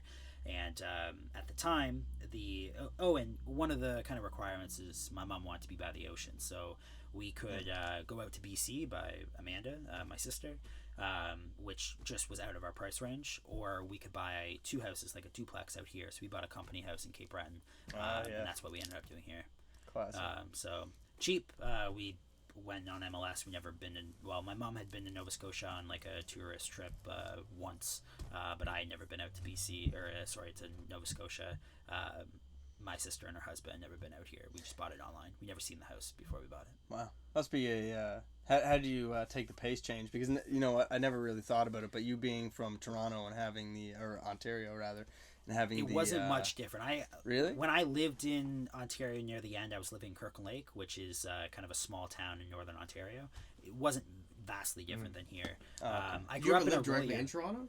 Like no, Aurelia Barrie. Yeah, Aurelia Barrie. So maybe like 45-minute drive away. Gotcha. But kind of Barrie is a fairly kind of large area. I don't remember Barrie all that well, but I definitely remember Aurelia. I consider myself grew up in Aurelia, which at the time was a population of maybe like 35,000, but it felt like a city anyways. It felt more like a city, I guess. You seem city-like just the speed that you're talking, like I don't know how to explain that, but it's you don't seem like a person from here, right? Yeah. No. I don't mean I spend when you go to a city, like people are a lot more smart for us town folks. I deliberately chose a hobby that required me to talk a lot, like interviewing people. And I just mean like you come to a place like this, it's a lot more slow down, relaxed, right? Dumb, bro. No, I'm not saying dumb. I'm just saying like there's a lot of very intellectual people here. I just mean when you go to Halifax versus here, there's a pace change. I will say when you go to Toronto, more city oriented. It's like my dad lives in Toronto. We were down there just before the pandemic hit. That Christmas before the pandemic, anyhow. Everything moves faster. And I think I identify with a bigger city more than a place like for here. Sure. What were your first impressions of Cape Breton when you first came here? It was really misty. We came here in May of 2011, and it was really hard to see. Like it was just super foggy. That's such an interesting. That was not the answer I was expecting. I think it was so funny. So much scenery. I can't see. Yeah, we drove here. We drove here at the early hours in the morning, right? Well, it took like 24 hours to get here. So you drove? Yeah, I don't think we started. I've drove from Toronto before. Not me, but I was in the passenger seat. That's a long drive. It is a long. I was coming up with ideas for apps. So we drove here, Smash and go. And we were getting into Cape Breton maybe around like 6 a.m. in the morning, and you hit a wall couldn't of fog. see a thing. It was just fog. Welcome home. That's so funny. Basically, from the moment we entered Nova Scotia to we got here in Glace Bay, it was fog. So you probably thought that it was over for vision. Yeah. Well, no, I understood it was. I was maybe a little bit hesitant. I kind of thought, holy shit, maybe this was possibly 16. I think 16. Yeah, and and I thought. I thought maybe this was going to be what it's like. I will say my impression of Cape Breton or Nova Scotia, I didn't know anything about Cape Breton. I didn't know it existed. But my impression of Nova Scotia before I moved here was very much like a very, very rural, like villages on the coastal line, like log buildings and shit. Like the fact that you guys have a university here, like not even in like Cape Breton, but like in like Dalhousie and Halifax, multiple. Yeah. It's just like, it was mind blowing to me. It was like, holy shit, you guys have like technology here. Like this is you know what, man? Well, like I thought it was just like outside fishing of Nova Scotia. shit, right? I feel like Nova Scotia is what Nova Scotians think PEI is, or like something small like that. Yeah. Like, I well, really yeah, we all kind of think that about our neighbors. No, but I mean, you look at like Toronto, and you're like, that's very fast paced, and there's lots of people there. You know what I mean? Like somebody from outside of here would. Yeah, but there's also places. We honestly, like me and my friends in Ontario, we didn't even really consider like Nova Scotia Canada. Like it was like Ontario and like west to like BC and shit. Like that was like where like people live. Like guys, like we could like. Honestly, what we thought of Nova Scotia is what we think of like Northwest Territories. Like people live in that makes sense. And shit. But people are probably out there in the Northwest Territories like too, in barns doing like, podcasts, in like fucking like condos and shit. Yeah, right? yeah. But there's places in Cape Breton that are like actually a great example of like what you probably what thought you think it is. Sure. Because like this is the more you talk about fast pace. Like it's a relatively like it's not a fast pace here, but it's like a regular speed over here. You guys have a Walmart or some other here, places. Right? That's kind of strange to me. Mad slow, but yeah, man. Paved roads. It's very funny that. Well, have you ever went to Meat Cove? No. You should go to Meat Cove, man. Tap in on I'm scared. You went there, and I was population like, of 7 people, and yeah, that's kind of what I was thinking. Like 7 families, maybe, but 7 families top. No, it's maybe population 7. Well, like I was thinking, like Lace Bay would probably be around that. Maybe I don't know. Yeah. Maybe, more than that, maybe 50 families, but like spread over a long distance. Did you get immersed into a hip hop scene when you came? Were you thinking about that at 16, 17, being like, is there rappers out here? Or? I was very confident that there was none. But not only that, but I was 16 and I wasn't very versed in the Canadian rap scene either. So I was thinking where I was in Ontario. Eminem probably isn't going to come play. This was 2011. This like I guess I would have known like Drake was a thing, but I thought really the Canadian rap scene was pretty much non-existent when I moved out here.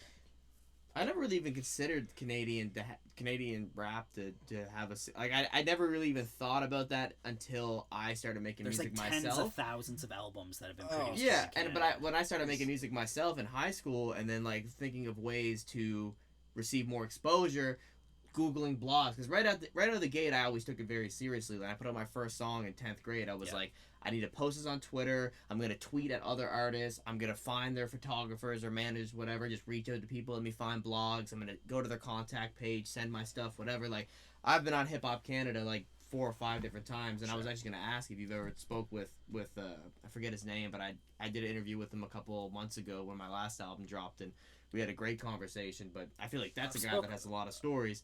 But that's when I started realizing that, oh my God, there's so many other artists like myself that are in Canada and are recording their music, putting it out, and trying to get somewhere. But now I feel like there must be hundreds. I would think there's over 100 like independent. Well, maybe I don't know, but like there's a lot of people who are doing music as a full-time job in Canada, and they're rapping. Way more than 100. Like 100%. And I mean like specifically as a hip hop artist that is performing and putting out music. You go through that Northern Bars playlist, and maybe you might not like a lot of the music on there, but these are all people who are doing this as a career. And there's probably other people that are doing it as a career that aren't on that playlist that's endorsed by Spotify. Would you consider yourself doing it as a career? I had periods where I was doing a lot of shows, and that was my primary source of income and stuff. Was I making a lot of money? No. I'm trying to expand what I do as a career throughout various things like this. Would you identify yourself as an artist anyhow? 100%. I mean, ideally, that would be where I would like to see myself go. Okay. I've done a lot of traveling for shows and networking and going to festivals and all that stuff. And I think as long as you identify yourself as an artist, you kind of belong in that category. Whereas there's people that identify as a carpenter, but they make music on the side, right? Oh, like, no, I'm all artist for sure. And just content creator in general, and trying to wear different hats, like launching something like this or whatever. But when I first started realizing, oh my God, there's so many other artists, was when I first started putting out music. But for some reason, and I noticed you had a photo that you put on Facebook, I think it was the collection of cassette tapes that Mackie traded with you, whatever you guys gave me those. But I saw like a few there was like Mischief, Initial, like rappers, that people that were making music Yeah, I was missing a lot of that. I had Bay, but AA was in it, and that's J Main. I think that was J. There was a cassette tape there. AA. I never really listened to his music when he was under that name, but I'm pretty sure that was in that photo that you took because it seemed like it was a lot of Nova Scotian hip hop. And for whatever reason, when I was in junior high, everyone was listening to J Main right here, and it was like, are you familiar with him from Halifax? I think it might have been a CD. You have a cassette tape. You have a tape in that picture. Are you sure it's a tape, not a CD? I don't think I think it's a tape. Okay. Maybe it isn't, but he used to go by AA. I'm saying AA, like Alcoholics Anonymous, whatever. I don't know. Show the sparkles, bitch. Yeah. But I was a big fan of him. I think I know what tape you're thinking of. I haven't heard it yet.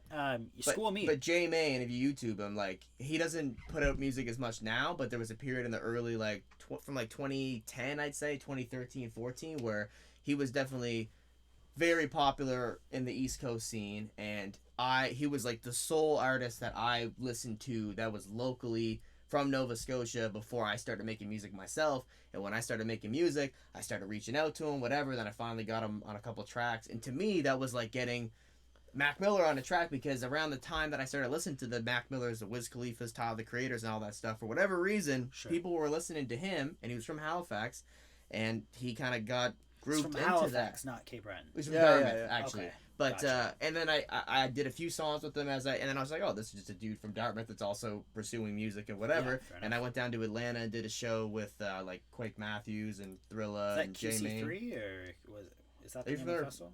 No, A3C. A3C. Was that? Yeah, that was in 2015. I went down there, and then I went to South by Southwest and a few other ones. But I remember that publicity run anyway when like the Hip Hop Canada thing with that. Maybe I think it was local papers and stuff that were flaunting. Yeah, so it was 2015. Yeah. So yeah, but that was the first time I really got to like perform and network and like kind of build a good relationship with a lot of like the people in the house. I mean, I was going up to Halifax, and he was going up there with me as well, like, because we were in this program called Youth Art Connection in 12th grade. And that was when I did a cipher at the Gottingen Festival and Hopscotch as well, which is probably where I met Michael McGuire. Okay. And yeah, he would have been tuned into. Yeah, and I think he was helping run that festival stuff at the time, and I was doing the ciphers and all that stuff. I think he wrote his masters in maybe 2011 actually. So yeah, he's been involved in this for sure. A while. But and that was like when we really got immersed into like leaving our bubble in this small town of Cape Breton, and even just going to Halifax was a crazy step, because it was like so much going on. Well, there was just much more of a scene, like the Gottingen Festival, the Hopscotch. Like there's actual like dozens of rappers, or you know what I mean. Maybe not people that would define themselves as like primary career goal is to be a rapper, but like very talented MCs and producers and people that are just a part of that scene. And it was a culture shock. Could be coming from here, where it's like, oh, I'm the rapper guy. Like and I know there was other people at the time that were making music, and I feel like everyone just kind of became friends because like, oh, you want to rap too, and a lot of people that were in high school that were starting to do it. But I feel like you were probably the only person from here at your tier that was chasing what you were talking about earlier, had that business relationship as well as the hip hop relationship, like that you were trying to move forward rather than being a career. Locally. You know, it wasn't about being like the best rapper locally. Mm-hmm. It was about being, you know, you're trying to chase that. It wasn't even in my mind. It was just like, of course I want to be that, but that's like just a byproduct. That's like behind what I'm doing right now. Yeah, and that's still the case. You know what I mean? Like, I don't know. Were you? Because when I was looking at our conversation, I was talking about the Savoy show. Did you ever end up coming out to that? I did it? Yeah. Oh, you came out to that show? You were there? Yeah. Oh, that was dope. I cried when that happened. I was like, that was beautiful. Well, it was just cool to be able to do that here. Yeah, it was like a well performed show too. Mm-hmm. Like the the professionalism and whatnot. Like it seemed legitimate, right? Yeah, it took you go to a lot of rap shows and they're not quite quality to that degree, right? Like, and they don't try to be. And I've done a lot of those shows too that you're referring to. They don't try to be. They don't really want to be. They don't really belong in that lane, anyways. But it felt like you were trying to do something that was professional, and it paid off. I think like I went to the show and it seemed like what you wanted to achieve was achieved. Definitely, and I'm sure that there was, and we documented the whole thing and put out like a recap on YouTube, and obviously, even to this day, I don't even know if I've ever rewatched it, because like I just was satisfied with how it went when I was there, and I'm sure there was little moments. But you're in the video? Yeah, I was in the front row. Oh shit, dude! In that video. When I think of that front, oh man, I know your face. I've looked at that picture so many times, and I'm like genuinely surprised. I'm like, I don't like. I don't know a lot of these people in the front row because we went and we did a way to promote it was we would go and do because like I incorporated a company when I was like 17, 18 with help from like someone even to this day, shout out to Mickey, that helps with the business aspect of things and whatnot. This is when we were going to Halifax and all that stuff. We were working with a videographer, Moose, and all that stuff as well. So like part of the promotional aspect was to tell that story, like leading up to doing the show. So we would go to like high schools, like Glace Bay High, Memorial, and in a way for them to kind of like compensate us for. I remember doing that kind of shit in the at the concert because you guys played like a mini documentary almost. Yeah. At the yeah, concert. Like leading up to the show, and so what they did, the school would purchase like 20 tickets or something, and we would give them out to the students that were most interested in going to the show after we did like an hour-long talk. Reminds me of those like Samsung deals or whatever where they like pre-purchase a bunch and then just give them to everyone. Yeah, well, it helped a bit, but it helped make new fans and stuff like in a younger audience. But also when I would look at, because we did that picture with the crowd, because obviously we wanted to be able to document that. I have a question for you. Yeah. When you end up doing that and you end up going to schools, what's the reception like from the kids? Do they? Okay, from my perspective, at least when I was a kid, and it's definitely changed now doing this project, and I have a lot more appreciation for Canadian rappers. But generally, whenever I would look at local talent, it was like, I don't know, so I was a fan of hip hop, and then like an older lady would come up and like, oh, you have to listen to my nephew, he raps. It was like, oh, I don't want to do that. It's kind of corny ass shit, I hate right? your nephew. Yeah, like fuck your nephew, right? Anyhow, I would. That's not gonna be the title of this episode. I would have thought the same thing though if my like teacher came and like, oh, we're giving you a show to see a local rapper from Glace Bay, I'd be like, no, fuck you. Like I'll go home and listen to my Griselda shit. Like I'm not gonna listen to this. I'm not gonna go to your show. This is like really, really corny. Because of the kind of local element of it. Right. The perception, I'm really genuinely curious about the perception that you end up getting from kids. And not so much people that like organically like find your music and then are just fans of you, but when you like introduce the thought of like a Mitchell Bailey to a high school auditorium, what is the reception like? Do you find kids just like on their phones like fucking off and not really giving a fuck, or do you actually think that they view you in the same way that they would view someone that is maybe a little bit more like notable or has more credibility behind their name, just from outside resources? I think that I was kind of curious to what the reception was going to be like leading up to that, because I remember being in high school and having to go to this presentation, which actually was crazy because the person that was presented to us, and I'll get into this in a second because I could really go off topic with talking about this, but the guy that was presented to us probably was like one of the cooler presentation, probably the best presentation presentation, and beneficial for us because we connected with him afterwards. Do you remember who it was? Oh yeah, and I'll get to that in a second. But back to what your question was. Walking into it, I assumed that there was going to be like a few assholes maybe that like, you know, wouldn't be paying attention, because usually when you're in your class, you get to go to a presentation, you're gonna skip, you're gonna not want to be there. It's like an off class, right? But obviously this is a relatively small town still, 16,000, 17,000. So like word gets around, like, you know, maybe their older siblings might have went to school with me and they might have heard of me before from just like, oh, this is Mitchell, he raps, just look at this music video, he went and did a show in Texas or whatever. So word can kind of spread. So there was like actually like a few students who were familiar with who I was. Plus I have two younger siblings that also go to Glace Bay High, so or did at that time. So there was a little bit of that, but also too, like, there was obviously kids that had no idea who I was, and but they were, I think I never really take myself too seriously either. Like, I know like a lot of people that, you know, hip hop artists or rappers, they'll be like, you know, they have reasons to take themselves very seriously, but or that's just their character, because obviously there's a lot of aggressiveness associated with the hip hop and a rapper's persona to begin with. I'm just not that type of person. So before we even started, I would like talk to the students and just kind of, you know, shoot the shit or whatever, and, you know, just be relatable and not try to like totally dominate the room. Like if they had a question, by all means ask the question, whatever. But kids nowadays too are very infatuated with social media and how many likes you get on a picture and your followers and stuff. So any opportunity that high school students would have to just like listen or maybe even potentially like talk to someone that they might, and I might not, no, I'm not famous, but like just getting in front of them is very just important. Be like, oh, you're an artist and you're doing a show at the big the venue in Glace Bay, the Savoy Theater, and I'm talking about, oh, I went and did a show in Miami and I met you, and you guys know what XXXTentacion is. They're like, oh my god, I have his music on my phone. It completely just, you get their undivided attention, because if you just have some kind of interaction with someone that they hold to a high regard, then they'll might just automatically have the respect for you. So I kind of did that a little bit. I hear what you're saying. And then, but I don't really recall like kids being, oh, freestyle for me right now. And maybe they did. I just did it as like a joke, because obviously I'm not gonna go into like the zone and fucking drop like 32 bars, just like being super concise. I just remember when I was a kid, I didn't like a single like assembly that I ever went to. Right. Every assembly, it was always corny. It was like that whole tour that you. The fact that you're even going to a school means I don't like you. Like, I was the opposite. Every time there was assembly, I was like, oh, cool. What's this I love getting out of class, but I like. Fuck the actual presenter, like. But I think that if your interest is going to a school, then you're just not what I want. Yeah. Well, one of the I guess I understand where you're coming from with that. Is like, oh, you like to do school things. I don't want to listen to you. You're like my teachers, but it's kind of like I get that. If you're like good enough to put on a face for like my principal and the teachers.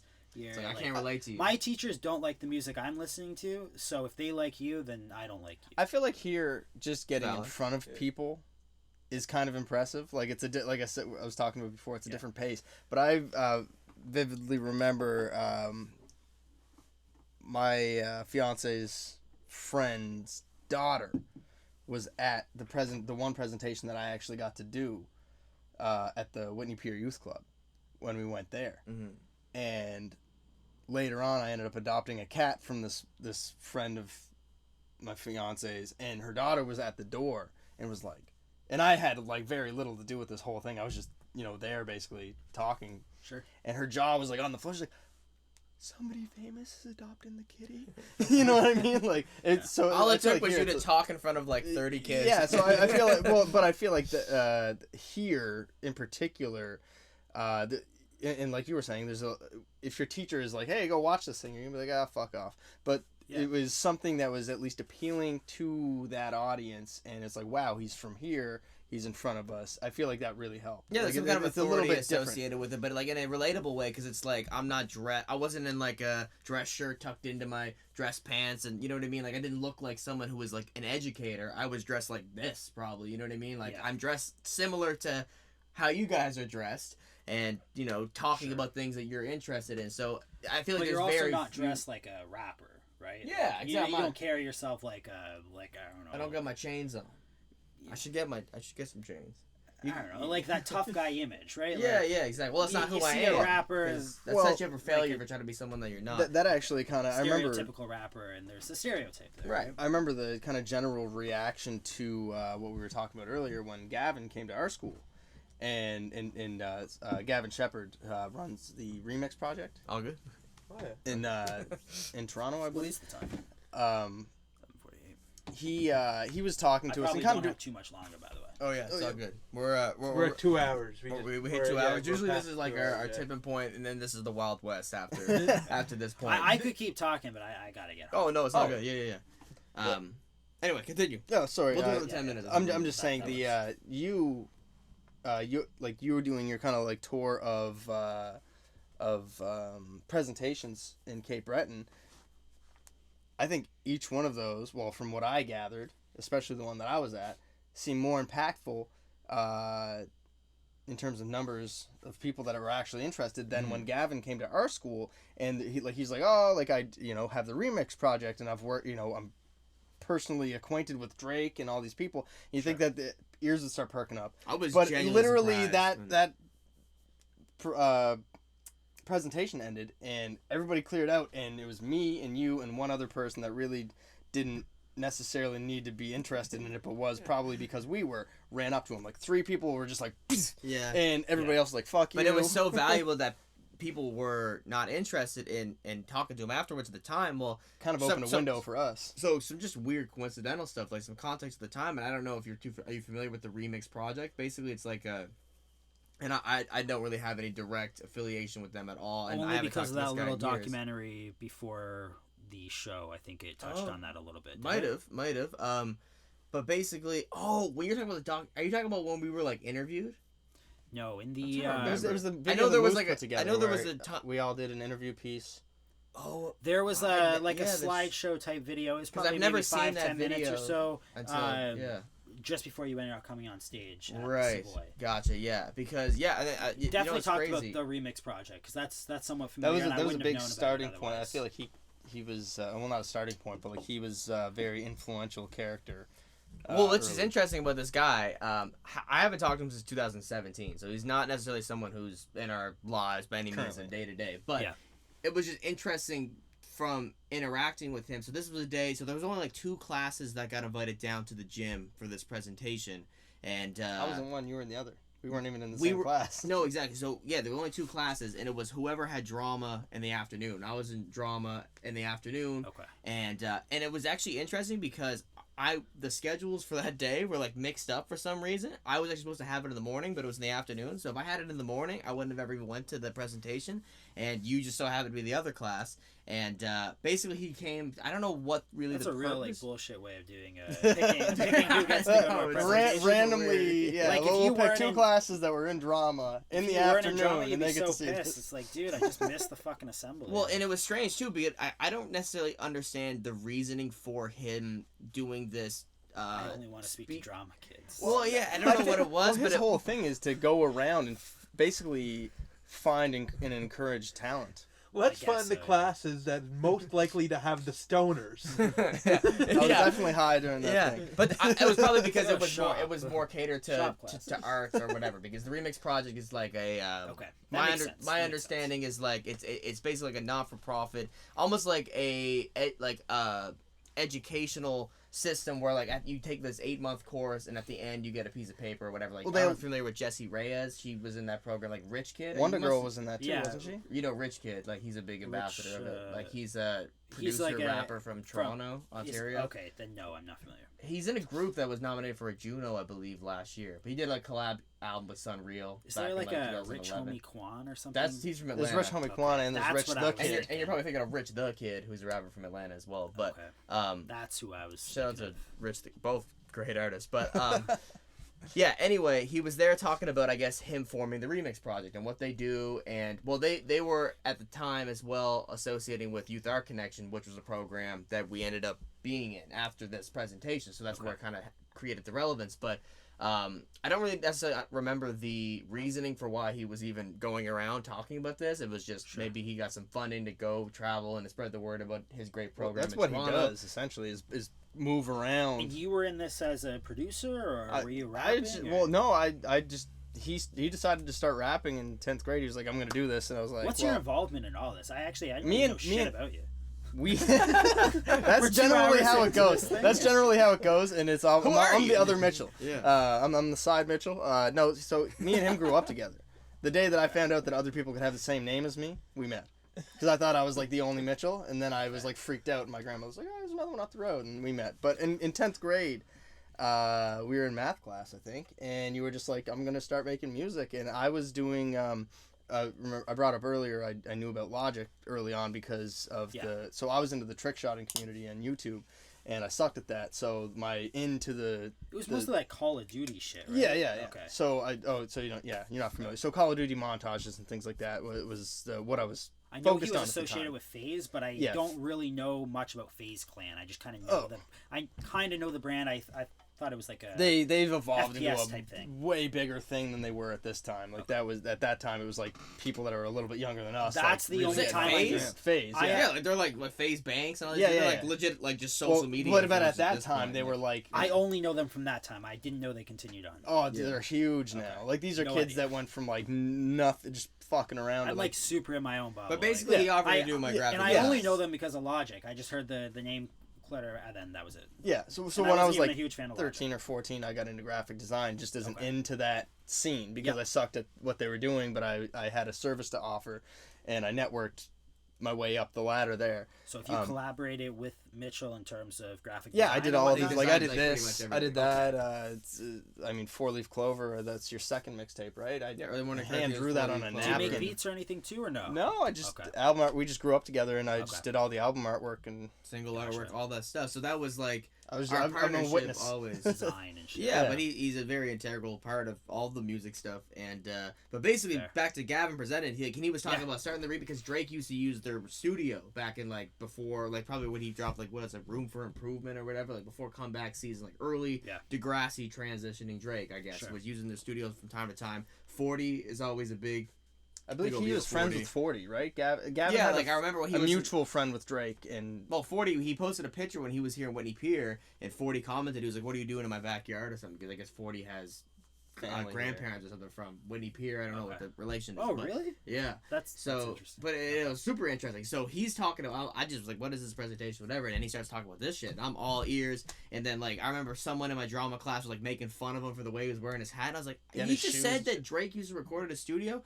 I can't believe anyone is making fun of this. Like, at least this is way more interesting than most presenters that we would have at our high school. So anyway, he wraps it up. People are being annoying. I'm like, I'm listening to everything. I'm like, we gotta go talk to this guy. It was like he was speaking to us, and nobody else in the room even mattered. Yeah, like it was super strange. Yeah, but we went down and talked to him for like we missed our whole last class because we were still talking to him. And the next, he told us that he was I gave him my mixtape that I had on me at the time, my physical CD, and. Yeah, we just gave him our information, whatever. And then you were putting out music while you were in high school. How old are you? I'm 23. Okay. But yeah, I started putting out music in the end of grade 10. So by grade 11, I put out 2 mixtapes by grade 11. How was that experience in terms of just classmates knowing that they can listen to your shit? I feel like Trey softened the blow. I mean, obviously it was a different ball game. No, not really. No, not at all. I feel like I would have got like one guy. Well, there was like one guy that like very loudly kind of like entered the rap game, and he's a great artist, but I think he really got a lot of that. It was like, what the fuck? And then like when you came out, it was very polished too, because you were writing for like a year or so. Yeah, like I had an example of someone who didn't even go to our school, but like just the way shit works around here, if you go to a school 20 minutes away and people catch wind, oh, this guy's trying to rap, fuck him, because he like on his voice memo, put it on YouTube, and it's bad quality, and he's talking about shit that people know that he wasn't doing, and he actually, like you said, developed into a really talented artist. Who was that little kid that came on stage at the Savoy that was just like yelling a bunch? Oh my god. Okay, we'll get to this in a second. I need to tell the Gavin story, and then I'll tie all the dots together. Basically, long story short, he gave us his information, whatever, and then the next night he emailed me and he was like, I'm going on CBC tomorrow morning and talk about what I'm here doing, and I want to bring on some interesting high school students that I've met that are kind of in the same realm of what I'm talking about on with me. So he asked me and Mitch to go on CBC with him the next morning. First radio interview I ever did. I'd imagine probably the same for you as well. And so we did it, whatever. I talked about what I was doing. He talked about what he was doing, and blah, blah, blah. Who interviewed you? Was it Wendy? No, it was I've done interviews with Wendy as well, but it was Steve Sutherland, who does it in the morning. Okay. I think it was Steve.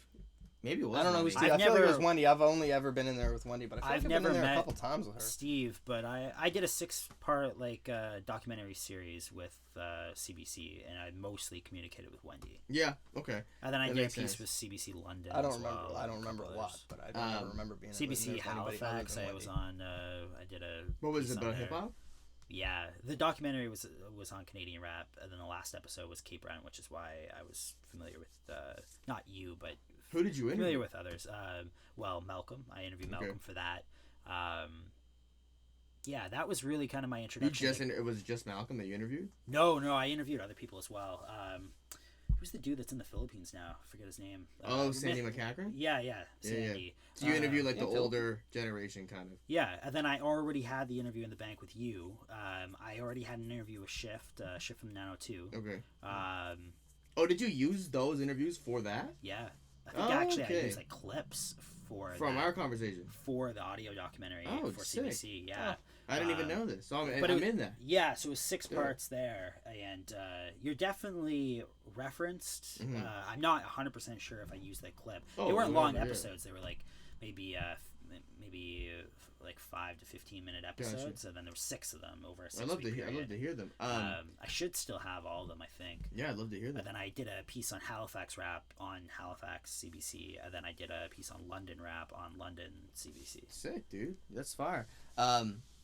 Yeah, but basically what happened was we were on the radio, and the guy who I was at his house earlier today, like, kind of mentored me through, like, understanding the business aspect. Not so much the music business, we kind of learned that together, but, like, just understanding, like, the importance of, like, getting a company incorporated and just being certain administrative work that came with, you know, merchandise or applying for funding or just the foundations, all the other stuff that I'm super appreciative of. He was listening to CBC that day, and he was working with a sportswear company in Victoria at the time, and he reached out to me wanting to like sponsor me with the clothing. And at first I was like, oh, this is not real. I want to ask about the Puma shit too. Yeah.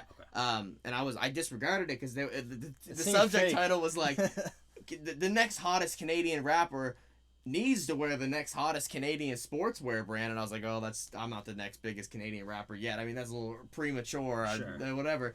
Even I was humble at the time. Like, I was like, oh. But then he followed up, and he was like, Bicky, blah, blah, blah, I want to meet at Tim's. And I knew he wasn't from around here because he picked the Commercial Street Tim's for us to meet up at. So I was like, oh, crackhead Tim's. And so we went down there, and he gave me the hat and the sweater and blah, blah, blah. And then the relationship kind of just, you know, back and forth. And then he left that company, and he did other things. He ended up moving back from because he was dating a girl that was here at the time, moved back from Victoria to Cape Breton, and then, you know, we ended up applying for funding to get us to go down to Atlanta. He came down with us to Atlanta, was very helpful with that. And so then that's how that was all orchestrated. Yeah, and then we met someone in Atlanta that gave us opportunity to go perform in South by Southwest, and then from South by Southwest to Miami. So me and him were doing this together, along with Brendan, who was shooting the videos and all that stuff at the time, good friend of mine, and we just kept building together, and to this day. But that came from just so happening to be on the CBC interview at like 6 in the morning. Yeah, but it came from being a lot invited of people on. fucking listen to those things. 100%. I don't listen to the radio. I don't listen to CBC radio, but after I did the 6-part series, because I don't interact with people in Halifax or London, so I did those ones prior, but they were just like one-off things. They were like half-hour conversations about the history of those individual communities. But when I did the 6-part series here for CBC Cape Breton, and I also was interviewed previously for CBC Cape Breton, and every time I've been on CBC, I get like stopped a lot and being like, oh, I heard your piece at CBC radio. It's like, dude, like I didn't a know lot of people do, especially a lot of people. You know, like late 20s to beyond, like the older, like the people that want to be informed about what's happening locally and provincially or whatever, like they tune in if they're up at the time, you know. And but it was just interesting because I just so happened to be in that class in the afternoon to go down to that presentation and meet this guy who invited me on to CBC, and he was just listening. And now it's like we've just done a lot of stuff together. Just so happened from that, and then like also from meeting Gavin, like we ended up in that Youth Art Connection program, which brought us to Halifax. Is that where that kid that was yelling a bunch? So we'll get to the kid that was yelling a bunch, I guess. Okay. So he actually is a rapper. He goes by Baba No Baby now. He changed his name, but he went by Young Jalap at the time. Spelled incorrectly.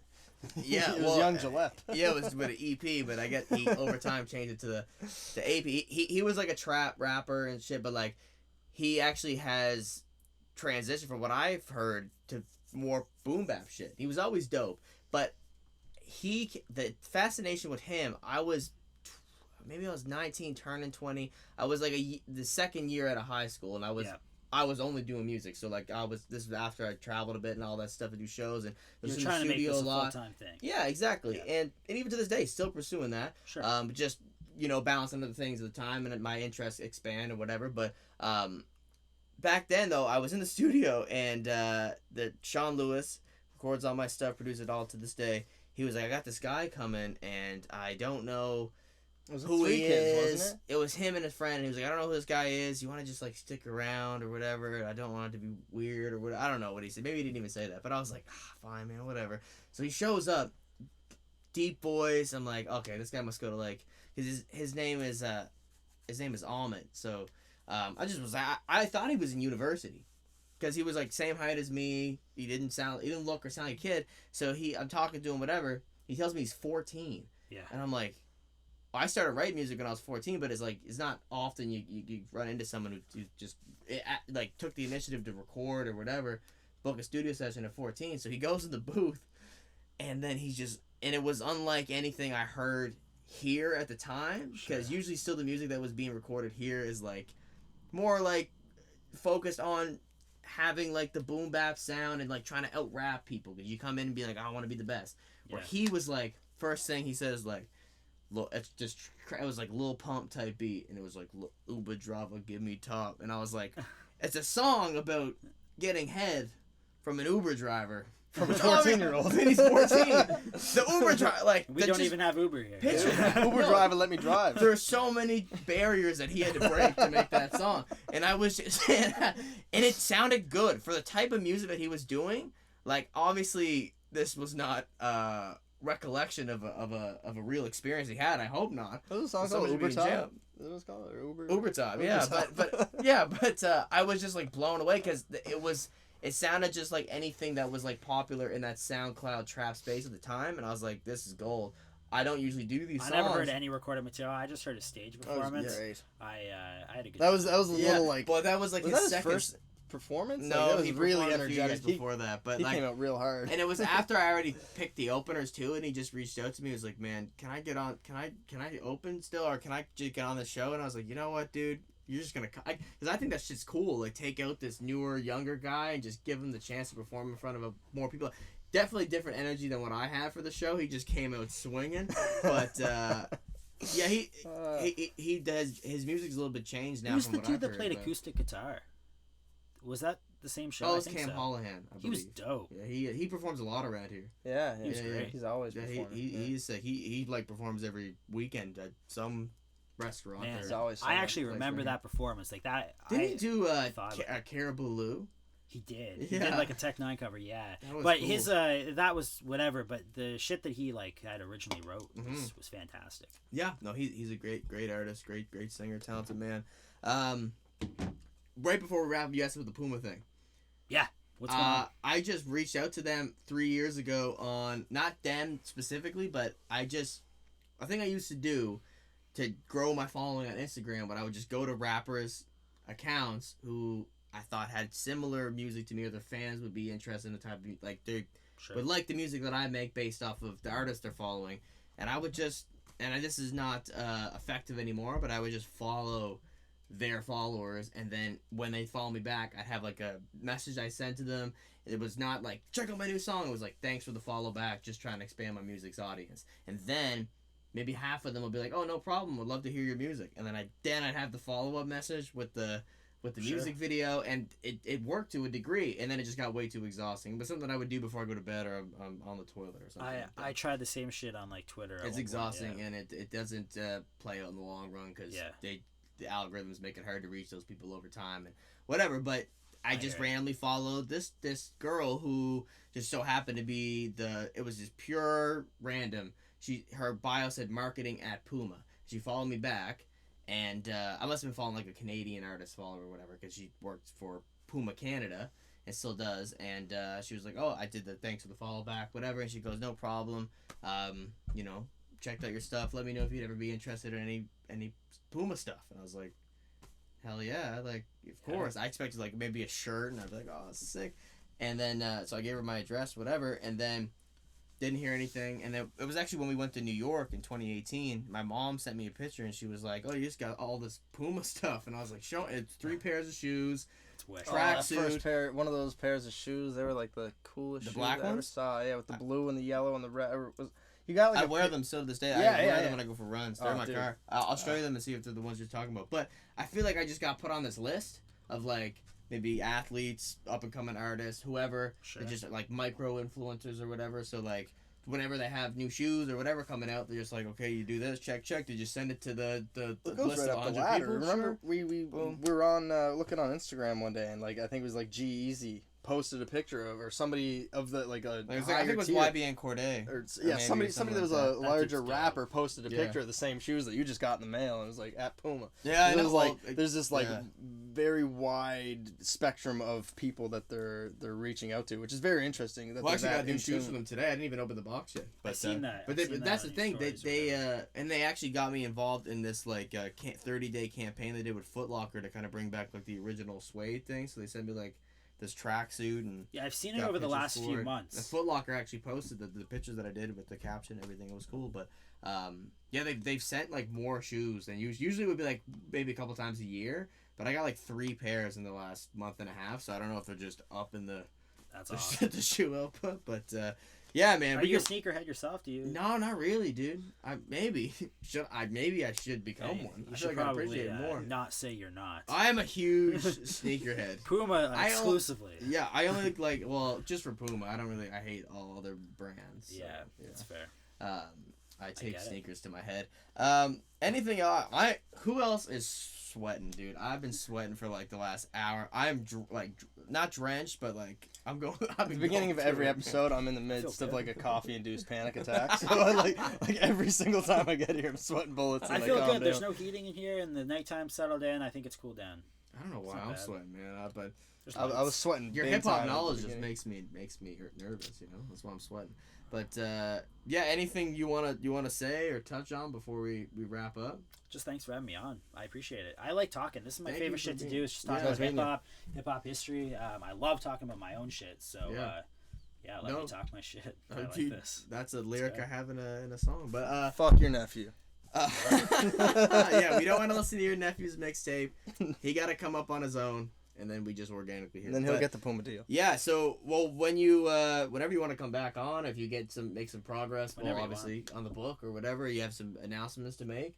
We'll love to have you back and give the people the update. I'm looking for do you know what the title of the book is going to be? Tentatively, it's the Up North Trip, based off the Mobb Deep song, but not really based off the Mobb Deep song because he was talking about prison, but. Up north trip. It just kind of works. Take a trip up north. So I picked the Up North Trip as kind of a tentative title to throw on the consent form and whatnot to send out to people, thinking that I would change it later. But now I've just sent it out to like 600 people. That it's kind of stuck. It's kind of later when it comes out, like, I never agreed to an interview for this book that wasn't named that. There's like a hip hop festival or convention kind of thing that happens in Montreal every year called Under Pressure, and in the mid 2000s they ended up putting out a compilation series of Canadian rap called the Up North Trip, which I found out afterwards. So there's some kind of conflict there. I would like to change the name because I never really intended the Up North Trip to be the title, but it kind of has stuck a little bit.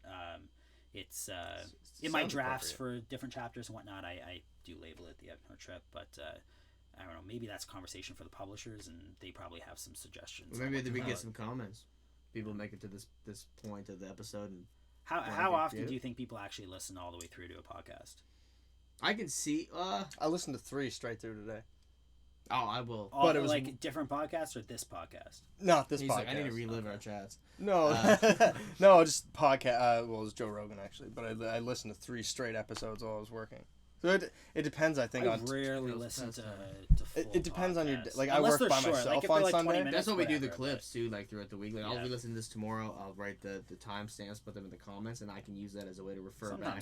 I feel like the clips are the most important. Like most of the time when you hear people talking about a podcast, it's like, oh, I heard this tidbit. Like I'll Sure. With the few that I do listen to, I listen to usually straight through, but I'll like save them up for my Sunday where there's I work like Canadian rap podcasts. I should probably end up shouting out this. If you want to end up learning more about Canadian rap, my book's not going to come out for a while, so I'm not the person to look to. But check out Third Verse Extra podcast. Check out Views Before the Six, and check out Liquid Sunshine. They're podcasts. They're long form conversations with hip hop people. And I'm gonna a lot of just Canadian hip hop history in general, and they've done a lot of work documenting the scene. So check out those podcasts. Cool. My book's not coming out for a while, so yeah. And is there anywhere you would want to share like social media for people to follow you or no? Are you on Instagram? Well, maybe an email. There might be somebody that listens to it that has important information to add. That's fair. Sure. If you do have information, hit me up tuv.cjbu@gmail.com. Yeah, if you have if you're an artist that you want to end up contributing your time to the project in any way, or if you have any kind of flyers, photographs, that kind of thing from back in the day, I would love to see them. But I'm terrible at social media, so if you follow me on Twitter or Instagram or whatever, I'm just not going to see it.